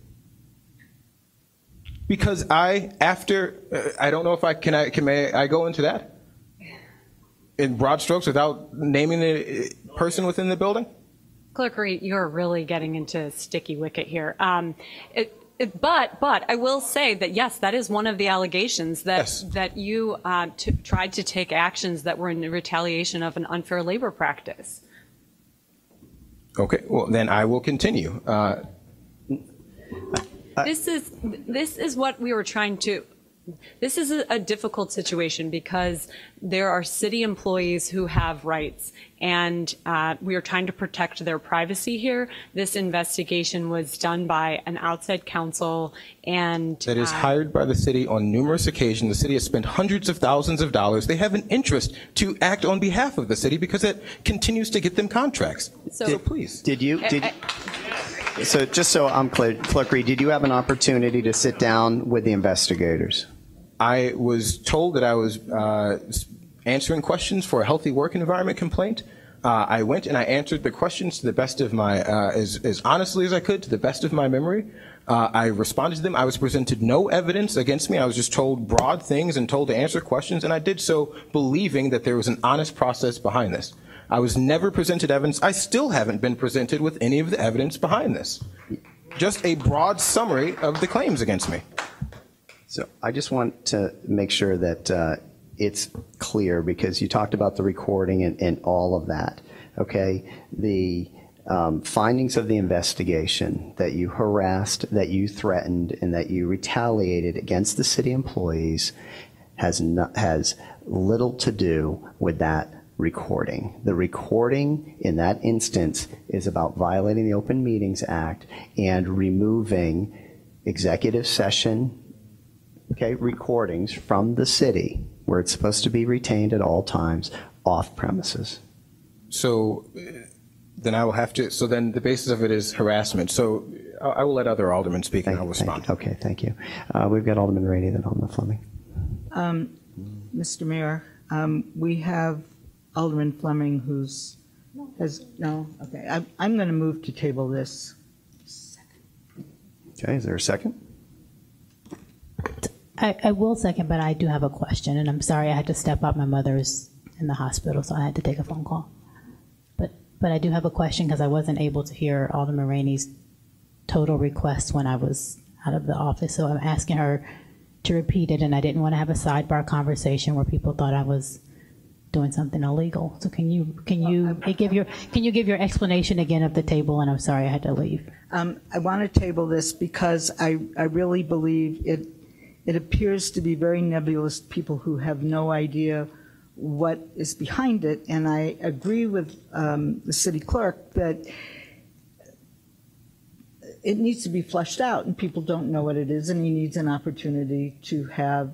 And I'm going to add to it because I think Alderman Wilson confuses the issue, because people who have filed the unhealthy work environment complaints are certainly due, all sorts of explanations, and this has nothing to do with violating their rights or diminishing their claims. And I find it very curious why you would imply that.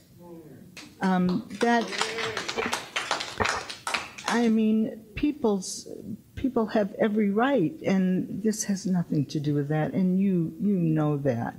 And so that all I'm saying is this is just not the time, and I don't believe that the censure is that meaningful at this time. So that's what I would say. Thank you, Alderman Rainey. Alderman Fleming. All right, so so let me just say that I'm black, because I hear a lot of people coming up here with what black people need and don't need, and racism, and I am black, and I have faced racism here in this seat, here in my elected office, here in this very liberal town. So let me just clear it up for people who maybe think that I don't understand what that means. So I have my one concern is about Rule 10.2. I'm happy to imply things sometimes, but as I've said several times, we have to make sure that we're clear on this side so that we have less tension on that side. So that Rule 10.2, doesn't mention the clerk or doesn't mention the mayor and can be inferred, I think is, I again have said or will say, I would like our rules to be as clear as possible, so that people aren't claiming that we're breaking the rules. That said, I realize this is a very serious thing.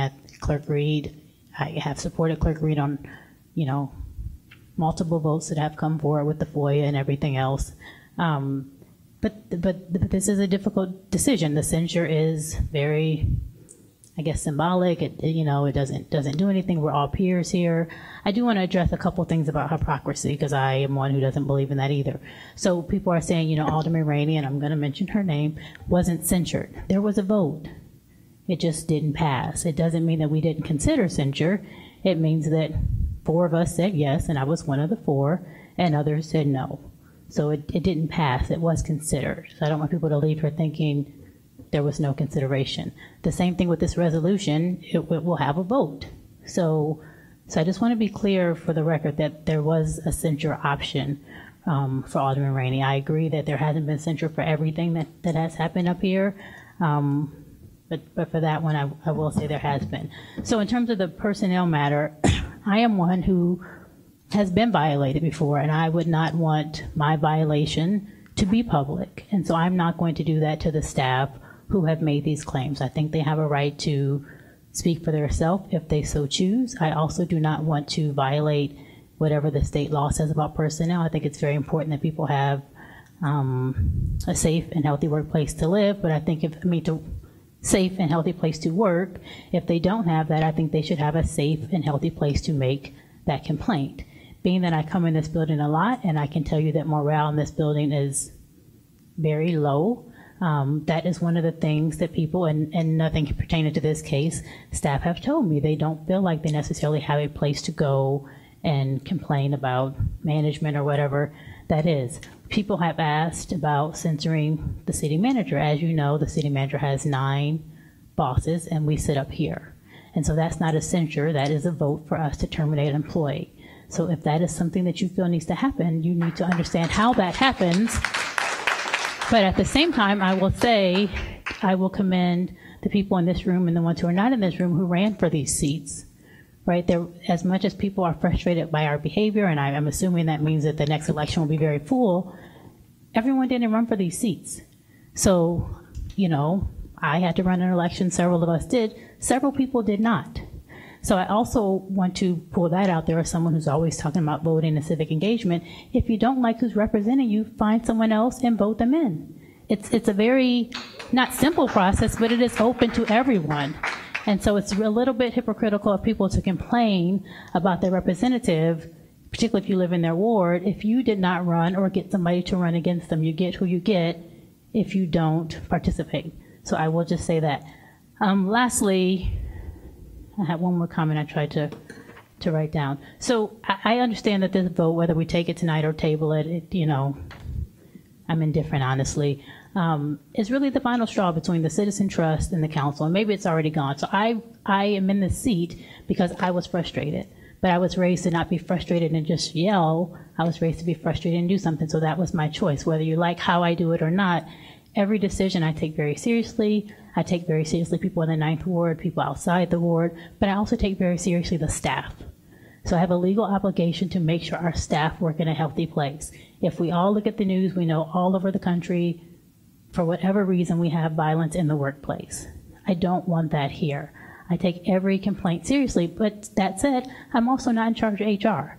So all of those complaints that the mayor mentioned or city manager mentioned, I don't get to weigh in on them. That's not my job. I would be happy to do that, but that is not my role here. My role here is to ideally make sure that my peers are doing the right thing, which is why I voted the way I did for the previous censor. But I am their peer. I'm not their parent. I'm not their manager. I am their peer. So that said, this is, very frustrating for me. As Alderman Wilson said, I'd rather not even be considering that.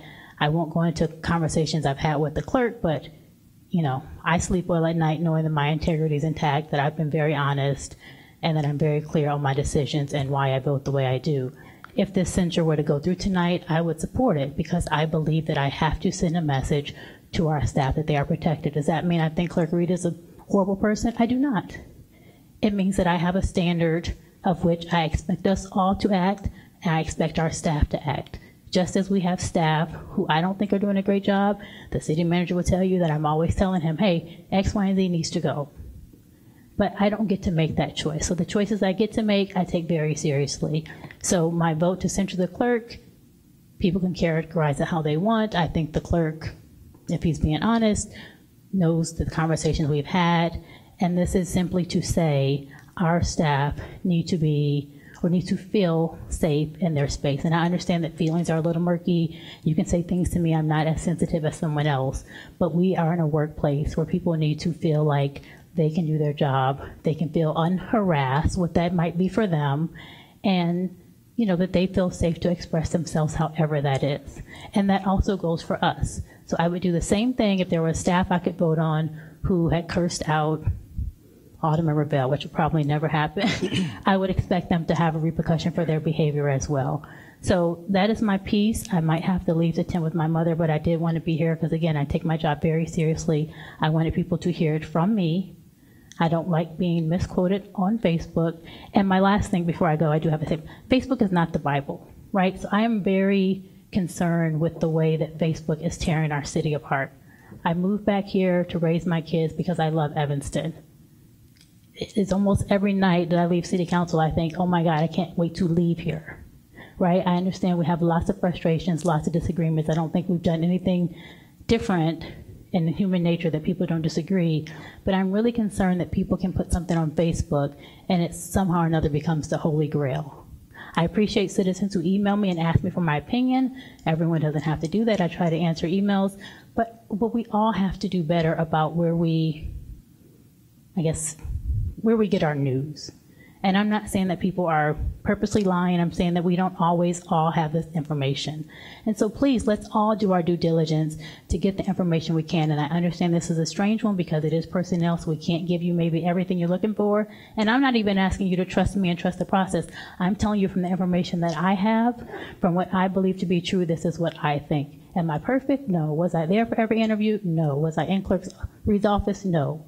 But I'm making a decision based on what I think is true in front of me. That's all I have to say. Thank you, Alderman Fleming. Clerk Reed and then Alderman Wilson. I just want to point out to Alderman Fleming's statement that there was a different process for the censure that was brought forward for Alderman Rainey. But you know that because it went through the ethics board. That's Correct. why it was a different process. Right, that's what I'm saying. Right, but these things don't go through the ethics board. Yeah, go ahead, Clerk Reed. My point is there is a public process where the alderman was given an attorney paid for by the city and presented the evidence against her. She was able to defend herself based on the evidence that was presented against her. And then ultimately this body chose not to follow the recommendation of an independent board and censure her for, whatever reason. And that's fine. But there was a clear process where Alderman Rainey was given due process.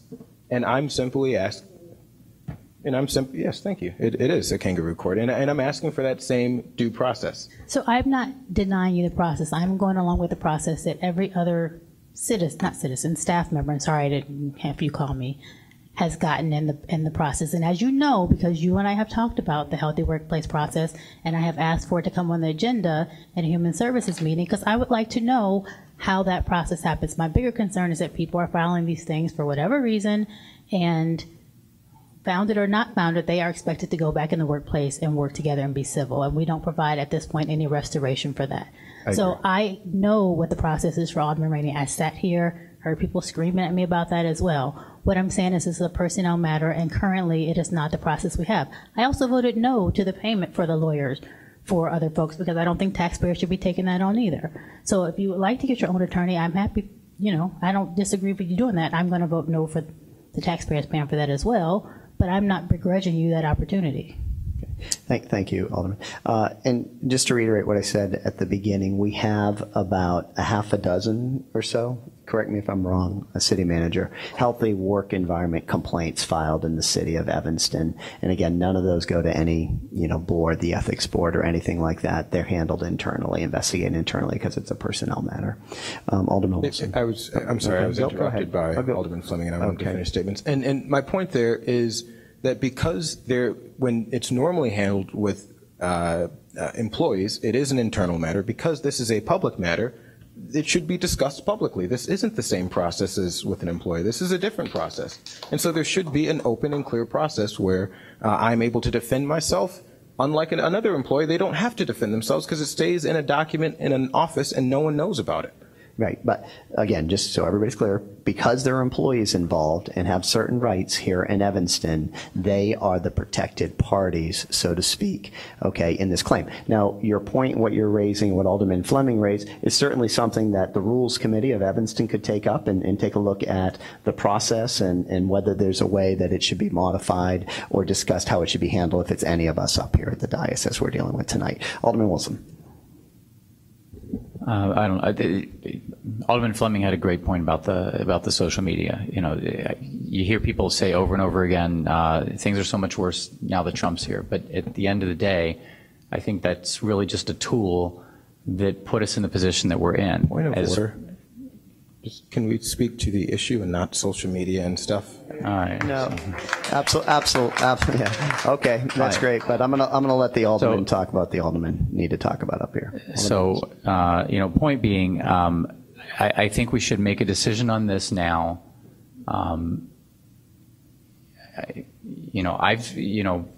You've been provided evidence. I find it to be compelling. I have enough evidence to persuade me to make a decision. I just really wonder, how it's in your or anybody else's interest to have all of that, fleshed out, so it's up to you. But was there a second on the motion to table? It wasn't clear. There was, and I went on off of the record. Okay, I thought you said you were going to. So is there actually, because then we can't debate.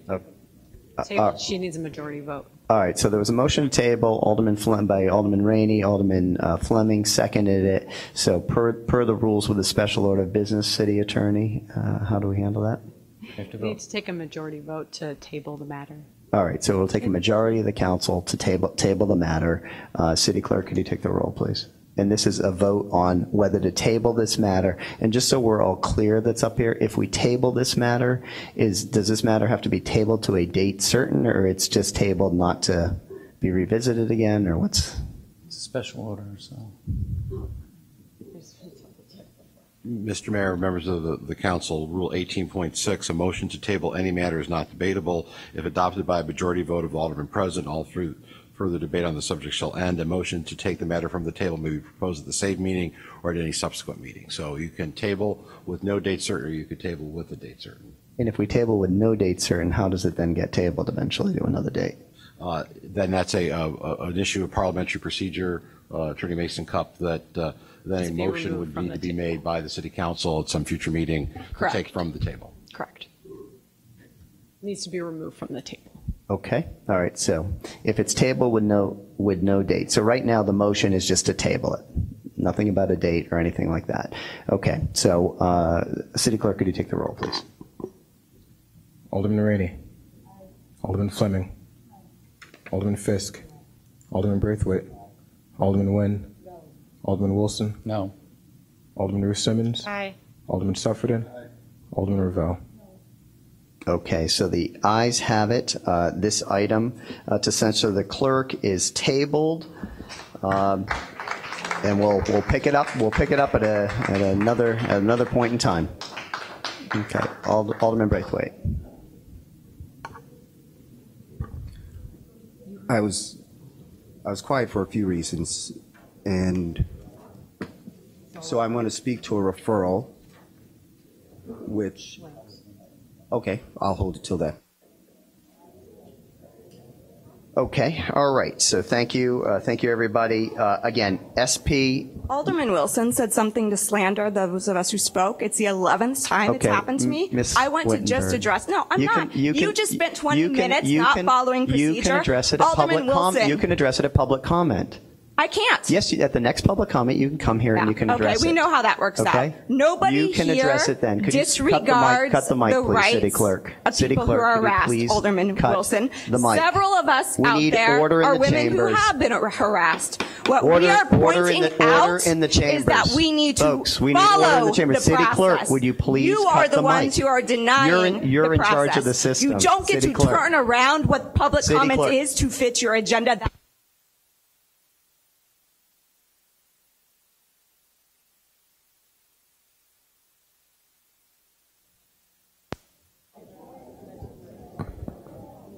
just so we're clear, so the city clerk's role is to take the roll when the mayor asks that the roll be taken, to control the speaker system when the mayor asks that it be taken, and we need to make sure that we act with decorum in this place. A lot of great things have happened in this room right here. There's nothing in the rules that say I have to do what you say. If you tell me to turn off the speaker, your hand is far enough to reach it, sir. Is your job not to take the roll? Can we please can we take a recess, please? I mean, this is out of control. Yeah, please move to adjourn. There's a second to the motion to adjourn. We have to take a vote on that. He said adjourn. Wait a second. Let's make sure we're clear on what's going on here. So there's a motion to, I heard a motion to adjourn and then withdraw and ask for a 10-minute recess. Okay, is there a second? Second. All right, all in favor to take a 10-minute recess? Aye. Any opposed? All right, we're going to take a 10-minute recess. Let's come back here at 8:20, please. Thank you. All right, so we're gonna go ahead then and resume the agenda. We're going to move up now to SP1, which is the approval of the city council meetings. The approval of the city council minutes. Is there a motion to move this? Motion to approve. Second. Okay. Any comments? Okay, seeing none. All in favor of the minutes being approved? Aye. Any opposed? Okay, let the record show that we have a 7-0 vote on the approval of the minutes. All right, we're going to move now to SP2. SP2 is the inclining block water rate. Staff recommends that the City Council consider establishing an inclining block water rate structure that would increase water rates based on water consumption while allowing the establishment of an affordable combined water and sewer rate. This is for discussion this evening. Is there anyone that would like to move this for discussion? Move discussion. Second? Second. Okay, all right. So this is open for discussion. I'm going to turn to Alderman Wilson, and then we've got city staff here to give us an overview of this. But let's go with Alderman Wilson first. Thanks. I don't know, maybe we can go to the presentation, but I know that we talked a bit about this at the during the budget season, and this is something I raised, but it's not what I really had necessarily in mind as far as, the condo users, apartment users, things of that nature. So for somebody with 1 meter for a big building, I don't think theirs should be higher, but maybe that's addressed in the presentation. So why don't we just defer to that and see what that says. Thank you. Director Stonebeck, why don't you come on up and enlighten us on the inclining block water rate. And before you do that, though, Alderman Fiske, there's a comment or question. Thank you, and thank you, Alderman Wilson, for mentioning that. I also absolutely object to the large condo buildings being included in this. They're individual residences, and I just don't think it's fair to do it. If we want to go after our institutional users, that's one thing, but not the residential users. Thank you, Alderman. Director Stonebeck, welcome. Good evening, Dave Stonebeck, Public Works Director. This memo is more or less in response to a request from the City Council and the question was, what would an inclining block rate look like? So this type of structure charges a higher rate for the accounts that use more water. I understand condo buildings have lots of individual units in them. They only are provided with 1 meter. So that could be worked out, I guess, but then you could also say, well, Northwestern has so many students in their campus, and let's divide their water use by each student or dorm room. You could do the same thing with ETHS. They have this many students going there. So basically, this is what it would look like. I'm not suggesting that we do this. This was a question that was asked of the staff to prepare, and we prepared it. And it can be modified in any way, shape, or form. We can go back and look at it. That being said, the top 30 users or so are listed here, and how we would deal with those would change. There's lots of different ways of looking at it. I looked up what inclining block rates were. I took one that had an example. There's other examples that can be used. There's other ways of, the example I looked at said 200% for the top 20 users, 10 to 20 users of the water. That could be 150%, it could be 125%. You could only go up to tier 4 and stop at 125% of the water. All this is based on the average winter usage, and then 1.25 times that. Once that's what equates to being the units for the tier 4, the top level of that tier 4 level, which is 1,299 units. So anything could be accomplished. I wanted staff direction on how to proceed. This was a template to put out there and show the impact, and I'm willing to go back to the drawing board and do anything that the city council would think is appropriate to do. So, Director Stonebeck, some municipalities are turning to this inclining block water rate approach. Can you just elaborate for people why that is, what the benefit of this is? Sure. Nationally, about 40% of water bills are based on the uniform rate, which is our current methodology. 31% use the inclining block rate, and 26% use a decreasing block rate. An inclining block rate is generally used to have water conservation. So in my past experience, it's generally used in Georgia and Arizona, places where there's water shortages.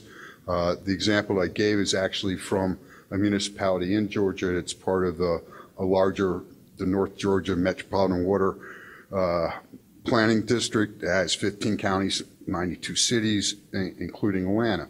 So that's one of the largest water utilities that use an inclining block rate. So I modeled what I suggested after what they have. So the purpose generally is to have water conservation. That's the main goal in it. And then while I was researching this, there was an article that came out in January of 2018 that talked about creating an affordable rate, and some of the reasons that municipalities or agencies are using the inclining block rate is to raise costs for some customers while being able to lower the cost for the minority people or the low-income families. So that's why I tried to tie the two together. Okay, thank you. We got several lights here. Alderman Fleming, then Alderman Rainey, then Alderman Ravel. So I do appreciate this motto. I appreciate that we're looking at trying to lower the cost for, people who are, we always hear about people being priced out of our city, and although we can't control real estate prices, I appreciate we're looking at this. Can you explain just a couple of things for me that are just water things in general for people who might be reading this packet? Can you explain how we're able to decrease the sewer rate? So I know that, several years we increase the water and decrease the sewer, so it's kind of a net. But can you explain why we're able to do that? Yes, between 1992 and 2008, the city spent $210 million improving the sewer system, and we borrowed money from mostly from the IEPA to afford that, and had a 20-year debt service on that. That debt service is starting to roll off, and so we can lower the sewer rate as that debt service falls off. What happened was during that time that the sewer rate actually went from like 32 cents a 100 cubic feet to $3.94 a 100 cubic feet. It was a very significant rate increases. So there were no water rate increases during that time period.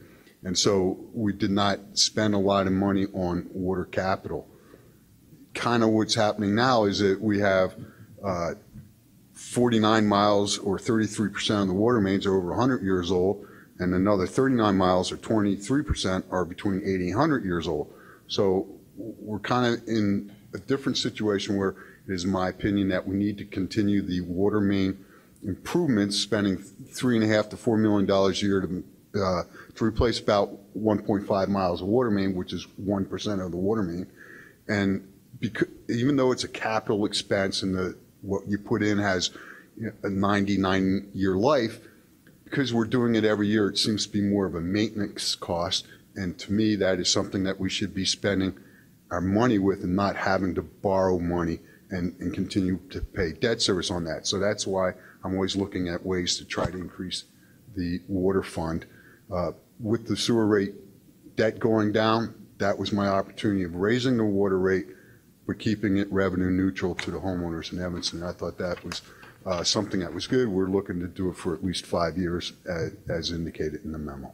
Okay, and then my last question is, I did read the email that the gentleman sent who spoke, and I do agree with Alderman Fisk. I mean, I know in my ward we have lots of apartment dwellers. I don't know how their meters are set up, but they are in very affordable housing apartments provided by Reba Place. And if they go to this, use per building, even though I might have one senior who doesn't use much water compared to a family, I'm assuming that those rates go up with this plan. Although we're trying to help people, that wouldn't necessarily be helpful if we did a per building model. So again, I would like to look at if we can do per meter in the building, if that's possible. If not, a different way to kind of adjust those rates for apartment dwellers, understanding that some of them still might be, in a fixed or be our low-income residents who really can't afford an increase that might come for a building overall. I would love to look at if we could do some delineation between commercial properties versus, condo buildings. So understanding they each use more water, but one is commercial and one is residential. I think about all the places I go where I see those beautiful green lawns and the sprinklers going all times of the day or night. I would love to, if possible, increase those charges, because that's unnecessary water versus the apartment dwellers or condo owners. I perceive that it would be almost impossible to put a meter in for every apartment unit or condo unit. Some of the larger condo buildings have 300 units. I don't think they would have space to put in. No, I'm not suggesting that. Count how many units are exactly in each building and divide their water usage by that. But then if they did use water for lawn irrigation, we would just divide their total water usage by the number. Right, yeah. No, I'm not suggesting you put in every meter. The gentleman mentioned that, but I would like them to be charged on a little more of an equitable basis. And I agree. And then all you're doing is bringing the number down, so then developing an inclining block rate becomes more challenging, because there's still going to be more than likely some residential user. I mean, the high school and Northwestern University, the hospitals would still be among your top users. And I think we have to have a large enough group so it doesn't appear that we are singling out a particular organization or class of customer. A decreasing block rate is used to try to draw industry to a municipality to try to improve, hey, we have lower water rates than our neighbor, come to Evanston and do this. I wouldn't suggest that either, because again, I think Evanston has a serious need for water capital projects and the funding to go along with those without bonding. Thank you. Alderman Rainey. Well, we are charging more for our institutional users because they are the highest users, right? We have a uniform rate, and so yes, because they use more water, they are paying more. Right, they but are. It's on the same. But we didn't rate. even used to do that. I don't think. I think we used to charge everybody pretty much the same, and now we are charging much higher rates for institutional users because they use more. I mean, it's the same rate. They just have more quantity. Right. So they're paying us more money for the water that they take. But we don't charge them more because they use more? No. A percentage more? It's still the same Can we rate do that? per 100 cubic feet. Can we charge them more? That's what this is trying to develop. But I mean, can we just charge them more and not residential? Can we single out non-residential users? I could look at that, yes. That's what I'm really interested in, because one of the things we discussed over the years is we could use water rates as a taxable item, and we never did that. We always discussed not doing that because the big users are not-for-profits, and therefore they could never be taxed because our water bills are huge, and it would be a real advantage to for-profits to be able to use that as a taxable item. So we always said, no, we're not going to do that because Northwestern and the hospitals are are not-for-profits. We actually did do that with the sewer rate one time. We put it on the property tax, and then we developed a separate tiered method for sewer charge with the nonprofits. But it was for a very small amount. Yeah.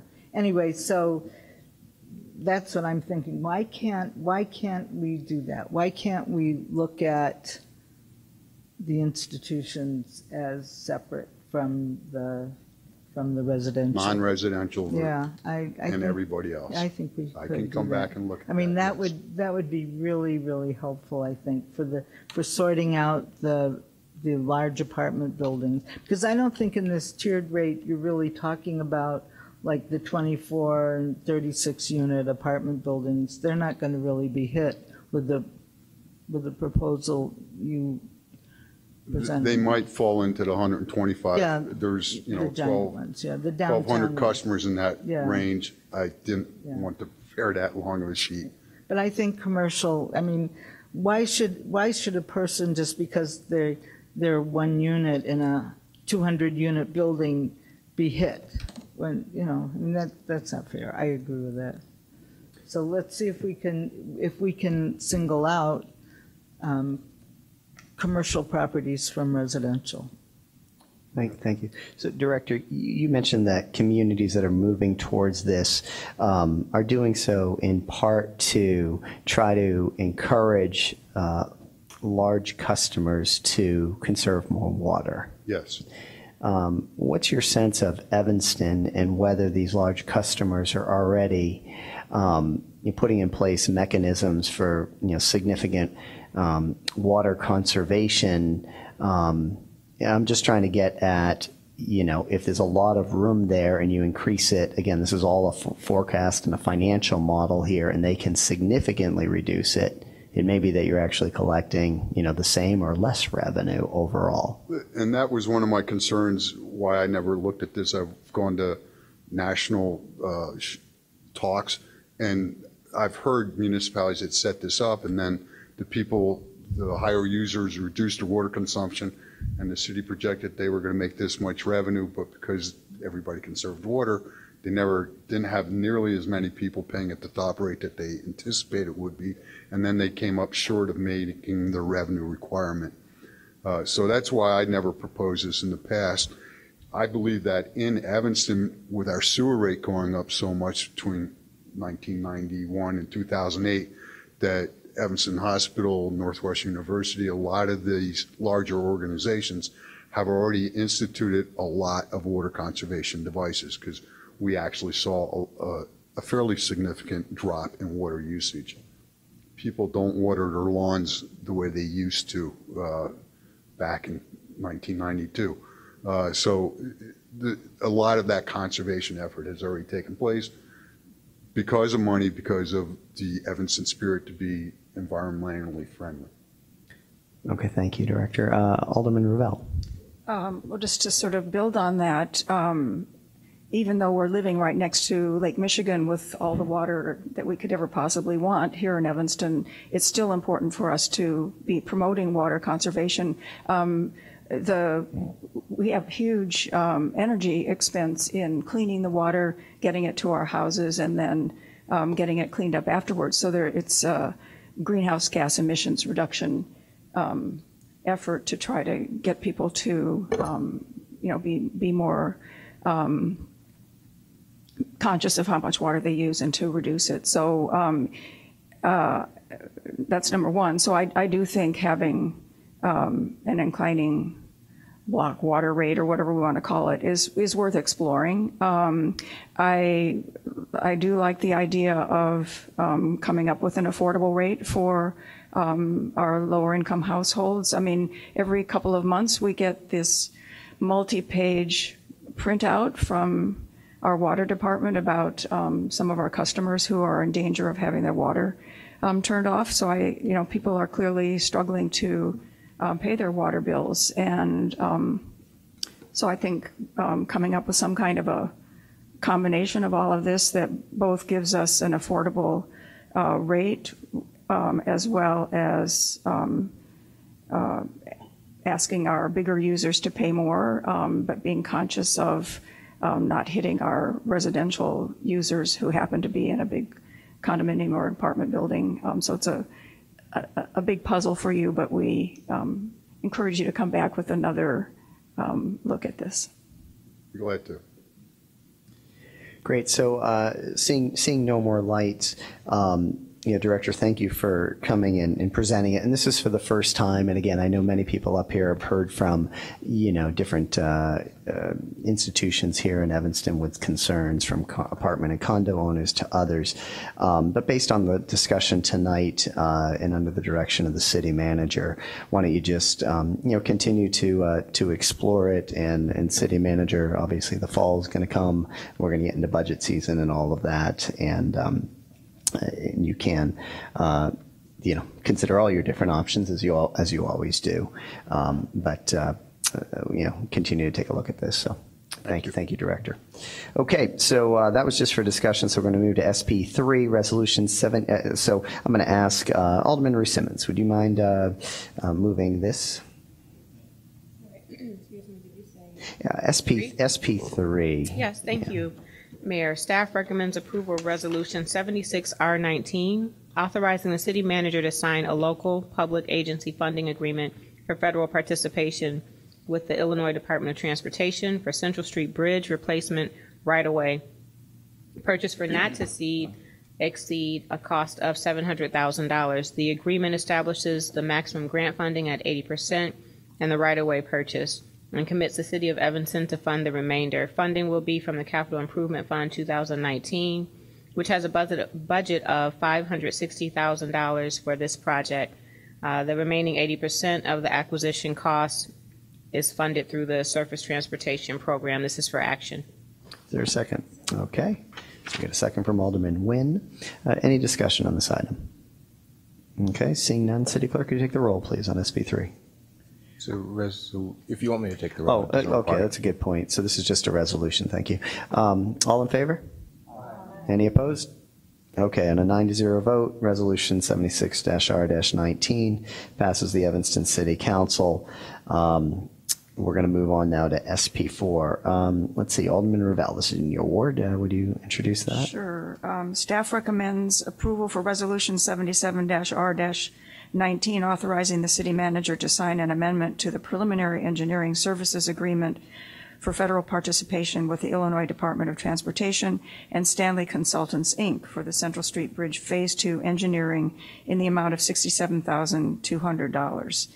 This will increase the overall contract amount from $519,512 to $586,712, of which 80% is funded by federal funds. Funding will be provided from the Capital Improvement Fund 2019 General Obligation Bonds for the Central Street Bridge Engineering Services, which has a budget of $560,000 for this project. I move approval.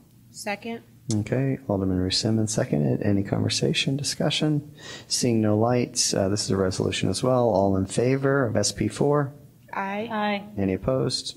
Okay, Resolution 77-R-19 passes the Evanston City Council on a 9-0 vote. We're now going to move to SP5. Alderman Suffredin, could you introduce this? SP5 is Ordinance 46019, amending the city code. Amending the city code, Section 7-2-6D, sidewalk cafes to allow permanent fixtures, year-round operations, and alcohol service at Type 2 restaurants. This is for introduction. Is there a second? Second. Okay, Alderman Fleming. So I'm a little confused by this. I mean, whoever wants to sit outside in our winter, God bless them. But my concern with it is frequently enough, if I'm walking around and there's an outside cafe, chairs are not pushed in and tables are not necessarily as close as they should be. And I had the privilege of doing, I forgot what he calls it, with Patrick Hughes, of walk along with him with the resident we have who has impaired vision. And he was able to point out many things that I don't experience because I don't have impaired vision. And one of them were the distance between our planters and people's sidewalk cafes, and how he had a tough time navigating because things are out of place. So my concern with this is when it snows, and we know that people already don't do the best job shoveling all the time, and then the snow gets hard, and then it's ice, and then we have chairs and tables out, particularly like in our downtown area. I'm concerned about us making sure if we pass this that we are really demanding that people who have these cafes in the winter have a clear space for people to walk, and we don't have mounds of snow and so on and so forth. So, I mean, again, it's not something that you're going to see me doing in terms of sitting in the cafe and outside, but if we do move forward with this, I really want us to make sure that we have our staff out there making sure that spaces are clean. Thank you, Alderman Fleming. City Manager. And Alderman Fleming, members of the council, if the council is approving this for introduction, we can go back and look and see if there's some additional language we can add to address those concerns as well. Yeah, I would add language, and not that this is necessarily something I always do, but I would even see if there's a fee or fine after your first time that you don't have it shoveled, because it's already an issue when people go downtown and they're trying to do the meters and they have to cross over a bunch of snow. This just is more stuff that's going to be in the way. So I really want to make sure that people are responsible for cleaning their space of snow and ice. Very good. So we'll work on some language over the next few days, and we'll have it as part of the packet for next week. Thank you. All right, seeing no more discussion, City Clerk, could you take the roll on SP5, Ordinance 46-0-19, amending City Code Section 7-2-6D, sidewalk cafes to allow permanent fixtures year-round operations and alcohol service at Type 2 restaurants. Yes, sir. Alderman Rainey. Aye. Alderman Fleming. Aye. Alderman Fisk. Alderman Braithwaite. Aye. Alderman Nguyen. Alderman Wilson. Alderman Ruth Simmons. Aye. Alderman Sufferton. All right, SP5, Ordinance 46. Oh, Revelle. Sorry, Alderman Revelle. Thank you. SP5 Ordinance 46-0-19 passes for introduction, the City Council on a 9-0 vote. Alderman Rainey, could you introduce SP6? Yes, sir. SP6 is the Rules Committee recommends that the City Council adopt Resolution 72R19, which amends Council Rule 6, Citizen Participation, to state that only individuals attending the meeting in person may participate in public comment and no electronic participation be allowed. I move adoption. Is there a second? Okay. I have a quick question. Okay, Alderman Fleming. So thank you for making the amendment that I asked for regarding physical disabilities. The young man who spoke earlier about the other disabilities, I'm not trying to preclude anyone. I just wanted the language to be in there because I think if you can't make it here, whether it's a physical disability, you mentioned, I think cognitive, whatever it is, right? But it's a legitimate reason, not just that you're on vacation or you're homesick or whatever, that there's and again, we don't have the ability and we're not going to go out and verify that you have the said, disability. So I'm not trying to negate other people. I just wanted it to be the people who couldn't be here for a legitimate reason were able to participate and have their voices heard. So I'm happy to, if you clarify, I'm happy to add those things in there, just as long as we are practicing the honor system and people are actually participating in that light because they cannot make it here, not just because it's a not convenient night for them. So can I ask him to clarify what he said? Because I don't want to, Sure. James, if you want to make a comment to her, James. Can you clarify what you said? No, it wasn't James. It was the gentleman back here. Harris. Yes. Can you just clarify what you said? You speak at the microphone? Yeah. You can come on up, Harris, to the microphone. Once again, good evening. Harris Miller, 4th Ward. Okay, so I'm part of an inclusion committee that meets it's actually in Wilmette. It's part of my synagogue. And we have people who have different challenges, and I understand it's really hard for people to sometimes come out to meetings who have intellectual and cognitive disabilities. So I'm just want to see if that language could be added into the motion that we want to do. Got it. So I'm happy to just make this due to a disability. I'm not, right now it says physical disability. I'm happy to just make it disability. And that includes whoever might have said disability. Okay. Sounds good. I don't want to make a laundry I guess list. we need So to can do I a make quick that, can I amendment. amend? No, it's already in here. I have Alderman Ravel and Alderman Rainey, and then we'll come back. I should have read it. I just wanted to make sure that this amendment that we're talking, or the whole. It's here. The whole rule, but it's different.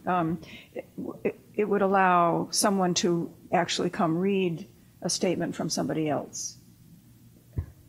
No, I think it would allow like if they emailed it in, the alderman could read it or the clerk could surmise it and it would go into the official record.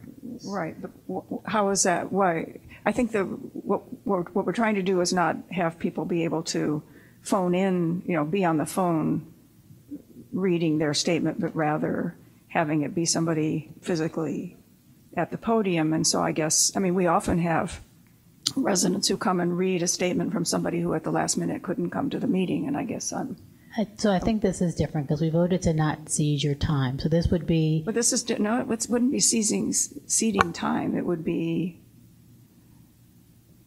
we had that last week of a resident getting up and reading a statement from someone who couldn't be at the meeting.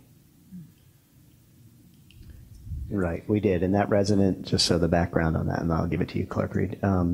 That resident had emailed me before, said, because, I'm ill right now, whatever, I can't be I've asked this person, and I said, as long as the presider, I said, as long as we're managing our time well with the 45 minutes, I'll let that person come up and make the statement for you. If we're not, then I'll ask that you give it to the clerk to enter into the record. So that's how I handled that.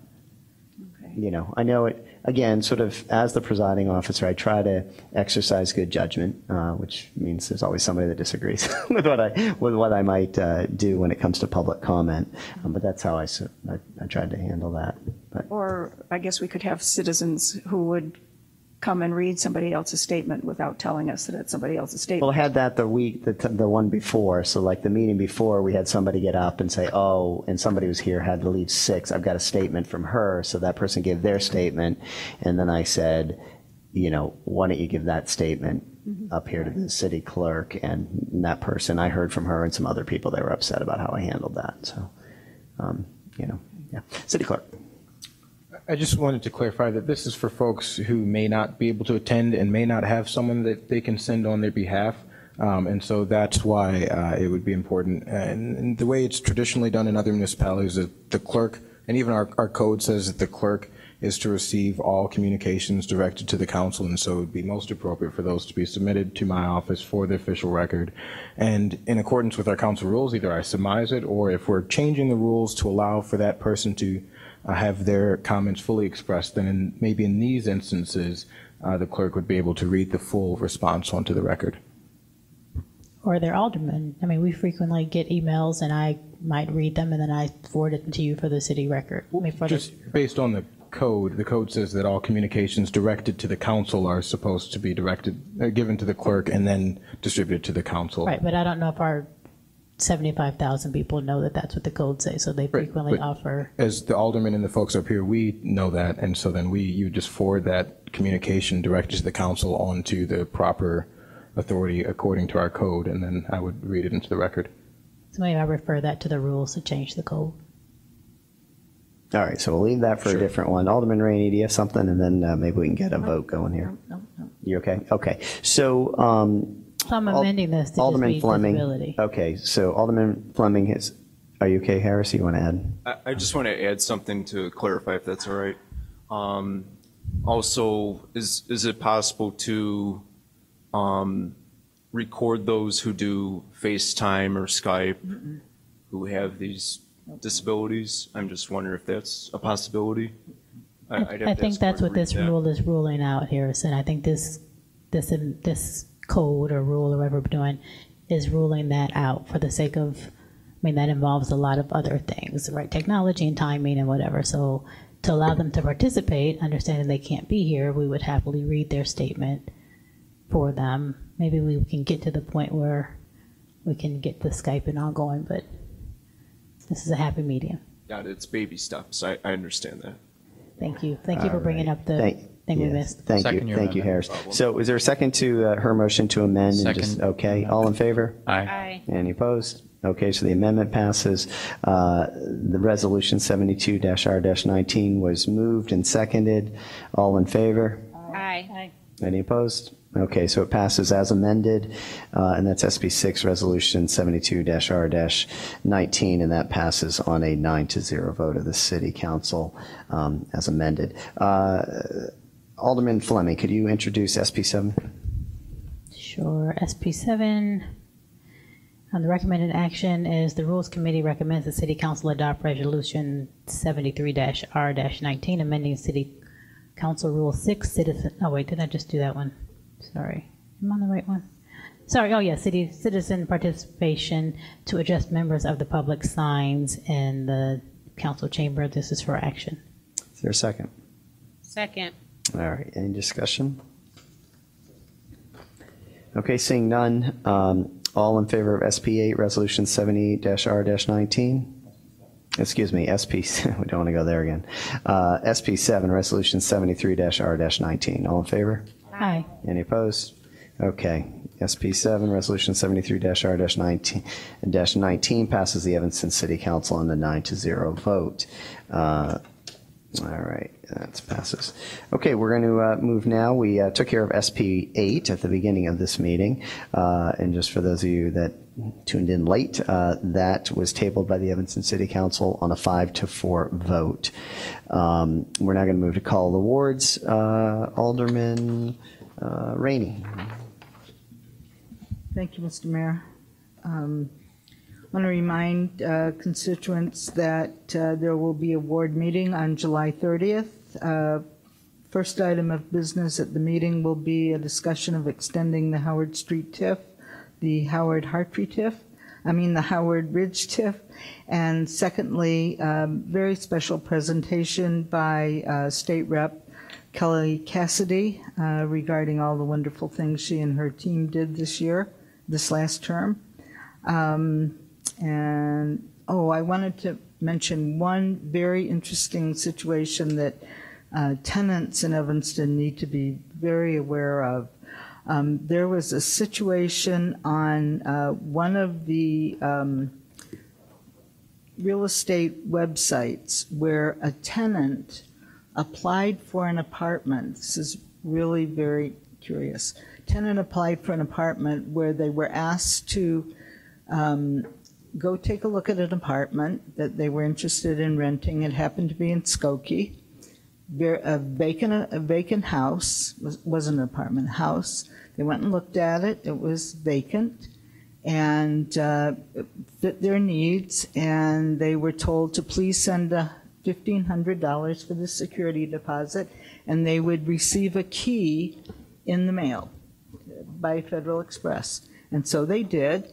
It was sort of just like when you do an Airbnb. You get a key in the mail, you send your deposit.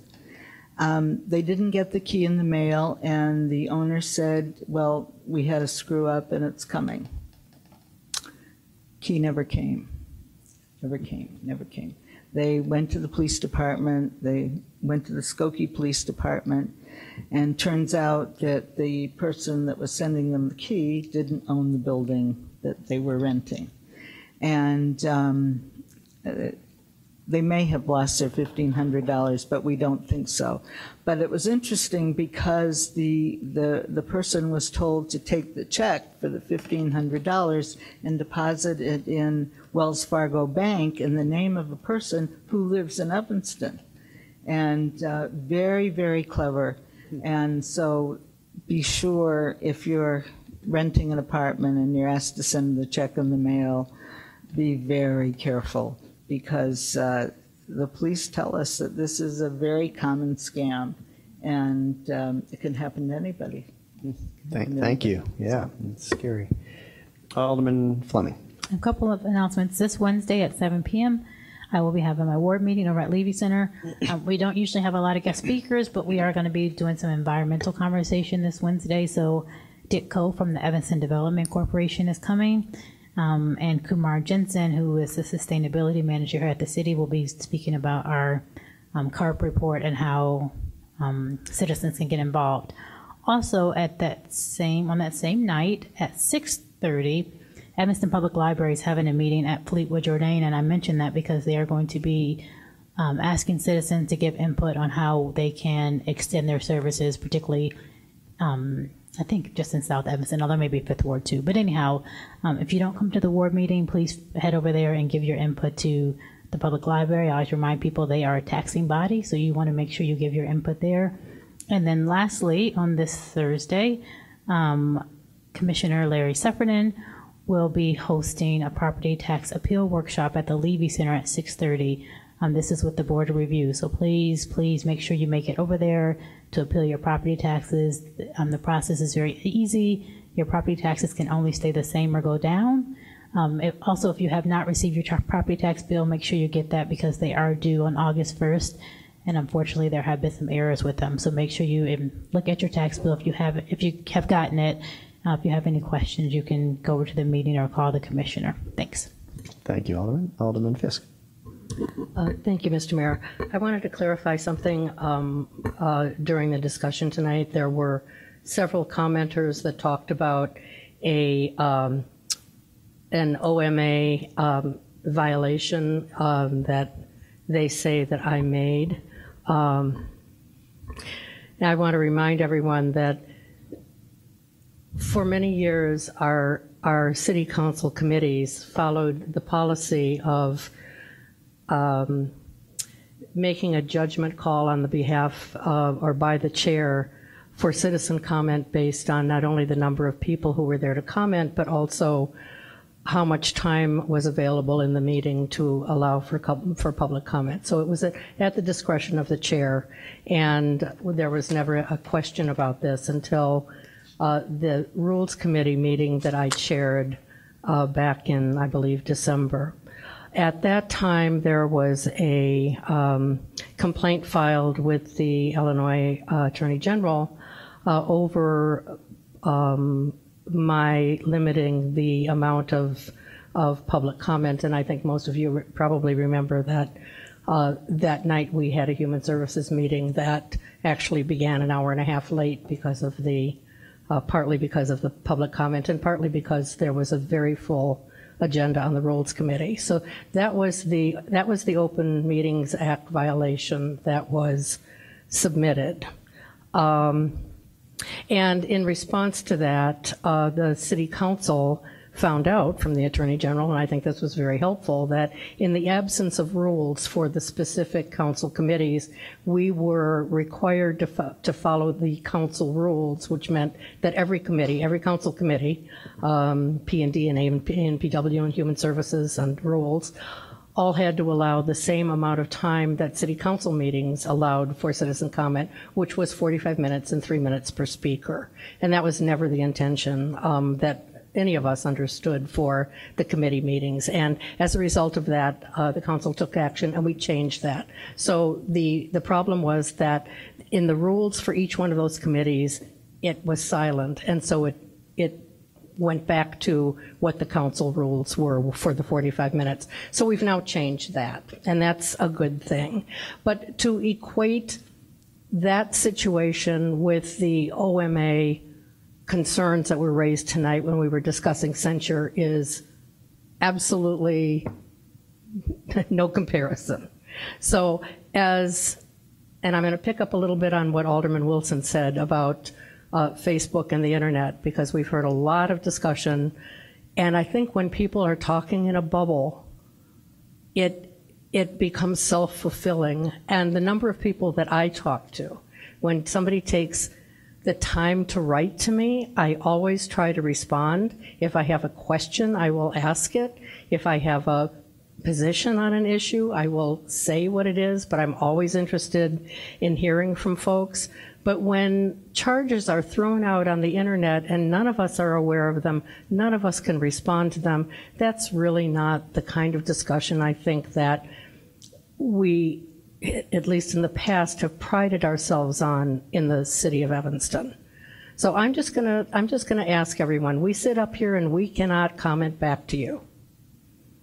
We have to listen. That's our job. It's fine with me if we do that. I would just encourage everyone, please, to reach out to us individually if you have questions, because that's what we're here for. And that will go a long way to solving a lot of problems. So I voted the way that I did tonight on censure because I feel that the infractions were so serious and were so well-founded and investigated that I was extremely concerned that we take a position that says this should never happen again in Evanston. I'm worried about our staff. I'm worried about the people who want to come forward and don't feel that they can. I respect everyone up here and their position, however they voted. That's entirely up to them. But I want this city to work, and I want it to work well, and we can only have it work well if we respect one another and give each other the benefit of the doubt and the benefit of a conversation. And that's not what we're having right now. I'm no longer on Facebook. I don't want to support Facebook. I'm not on Facebook. I don't know what happens on Facebook. People send me comments about myself on Facebook.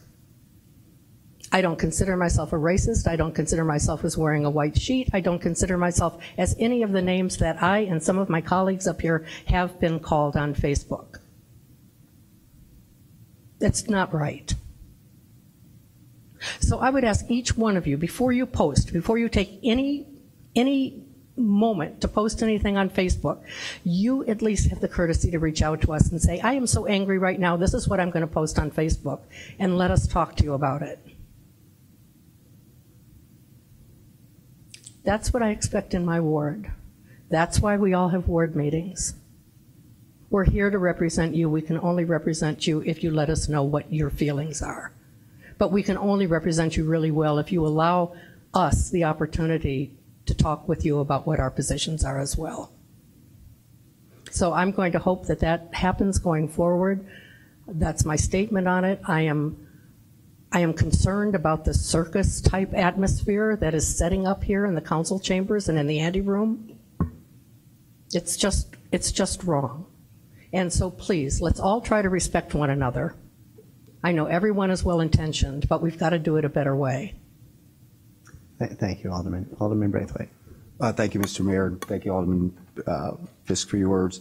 I just want to quickly thank and acknowledge the residents who stayed to the end of the meeting, and also the residents who take the time to read the packet. And I would agree with many of the words that Alderman Fisk says. There are folks on the internet, I don't know what you do during the day, but it's amazing to see how you post from 7 o'clock in the morning all the way to like midnight. So I don't, by choice, choose to engage the work that I do in the city on social media, but I definitely appreciate the folks who take the time to call versus just lazily sitting back and posting some whatever for however many likes. So here are my other comments. So just a reminder to Second Ward residents that typically over the summer we don't meet, we don't have ward meetings due to low attendance. I use it as an opportunity to do the individual neighborhood meetings and also attend block parties. So I want to thank the residents who came out this past Thursday at Heartwood Cafe to discuss the future of Kurt's Cafe. Thank the residents who came out to the Erie Center to discuss and receive updates regarding the Howe project. On August, we will host a open house where I'm inviting all the members of City Council to attend. Those details will be coming forward, and I believe on the 22nd, we'll be hearing a proposal from Howe regarding supporting the service, regarding funding for support services for the residents, not for the building, but for the residents that will be coming forward. Also this weekend, I attended a very well-represented meeting this Saturday at the Civic Center to discuss reparations, and I think that that's some really important work to be done, and thank Alderman Simmons as well as the Equity Commission Committee for leading that. And then in August, we will have an update on the waste transfer station. Regarding SP8, difficult issue, but pretty straightforward to me. I think there's certain behaviors that we all are responsible for maintaining. And when you step outside of those expectations, I think it's important that we speak to it. I think what was made clear to me tonight, based on our lack of clarification on rules, that we still need to do some work and have a clear process before we bring it back. I want to make it clear to the 800 amazing staff that wake up every single day, the police and fire that put their lives at risk, that we care about you, and I think it's very important that we protect them. And I think it's unfortunate that our rules are not clear in terms of what happens when an alderman, a mayor, or a city clerk step out of line. And so I know that, and I'm going to ask Alderman Wilson to speak to this. We're doing some work on the Ethics Committee. I know, Alderman Fleming, you have a report that you've asked for that's going to come, and I think it's important that we state that. I recall just a year ago, Alderman, you go? It's all right. Alderman Simmons was, I'll just use the word attacked, not because of how she treated someone, but just for her employment. And it was clear there was an ethical board, that a clear process that which she was cleared not once but twice, maybe even 3 times. And she can stand on that she wasn't found guilty. And maybe from what I hear from the residents, that we need to clearly address Rule 10.3 that Alderman Fleming pointed out. And again, I want to be able to refer this to the rules that should this happen, that there should be, I don't know what it is, but I know that Alderman Wilson is working on it, a very clear process that we deal with it. And I'm asking the residents, I don't want to read your Facebook posts. If you really are concerned about this, to inbox me and call me. And I want to hear what your thoughts are in terms of consequences, whether it's swearing, mistreating our staff. I think that given the social times, we do need to hold ourselves more accountable, and there need to be more clear, defined consequences versus a simple public sanction. I don't think that does enough justice for those that are victims of whatever perceived power and abuse that we have, and I'm definitely going to be supportive of that. The other thing that I think is real important to check, and I've done this before, and I don't apologize for whoever's feelings that I hurt. I really sit here and have a difficult time when I hear white folks admonishing me and using the word racism like it's some coin phrase that you just came up with. Unless you've walked in my shoes, or any one of us blacks sitting back here, I suggest you keep that to yourself. If you want to have that conversation internally, I'm a big fan of that. Internal versus external conversations, do that. But by no means do you stand at any type of judgment where you can sit there and call us racism. This is an amazing town that I love. We all back behind this dais give our time, our energy, and sacrifice time away from our family to serve this community for everyone. Sad, really sad that this issue has become so racially divisive. Love this town, where my kids are able to grow, have whatever conversations, benefit from the diversity, as crazy as it may seem at times, but it's an amazing town. And whenever I hear someone say that they want to pack up and leave, I'm like, go. There's nothing holding you back. For those of us that stay and fight for the values, even in our difficult times, thank you all very much. And yeah, I'm just going to stop right there. Thank you. Thank you, Alderman. No, thank you, Alderman Braithwaite. Alderman Nguyen. First, thank you, Mayor. First, the next Third Ward Town Hall meeting is Thursday, July 25th at the Caravali Montessori School, which is at the corner of Hinman and Dempster. We're not meeting at Lincoln School because it's closed during the summer. So I invite you to join me from 7 to 8:30 Thursday, July 25th for the Third Ward Town Hall meeting.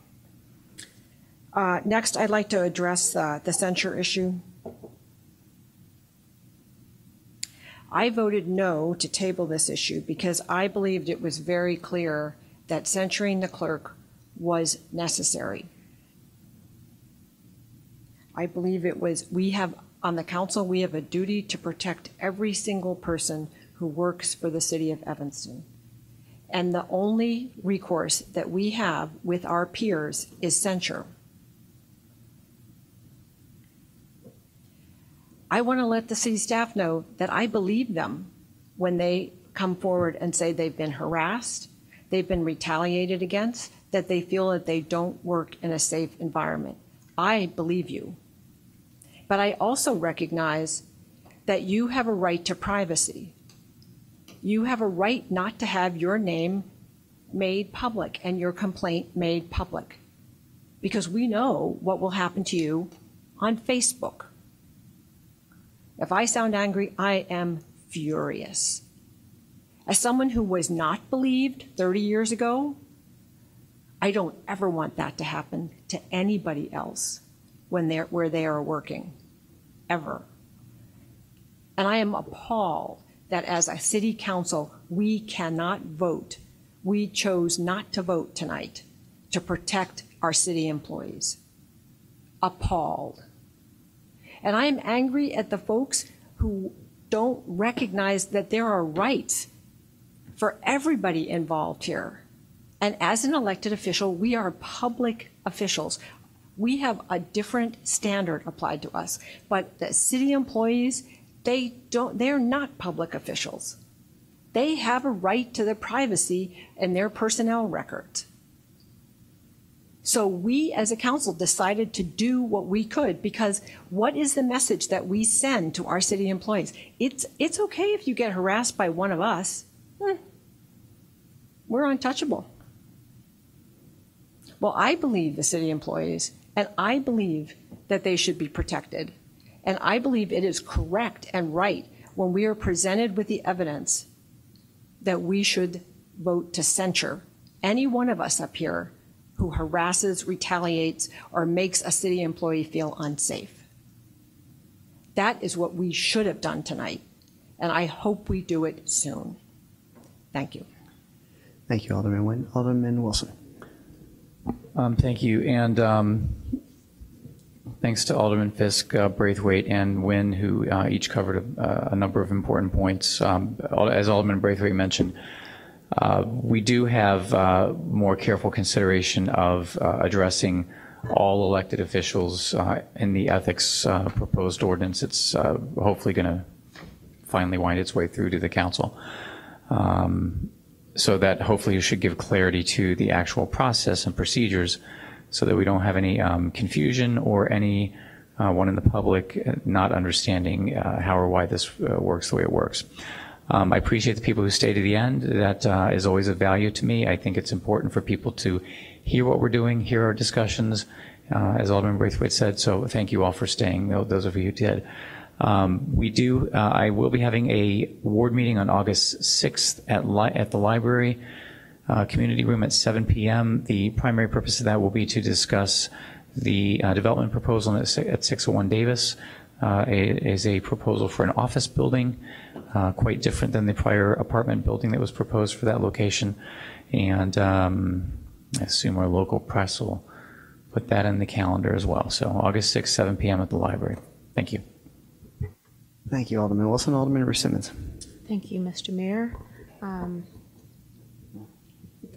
Alderman Rainey, will you repeat that meeting on marijuana?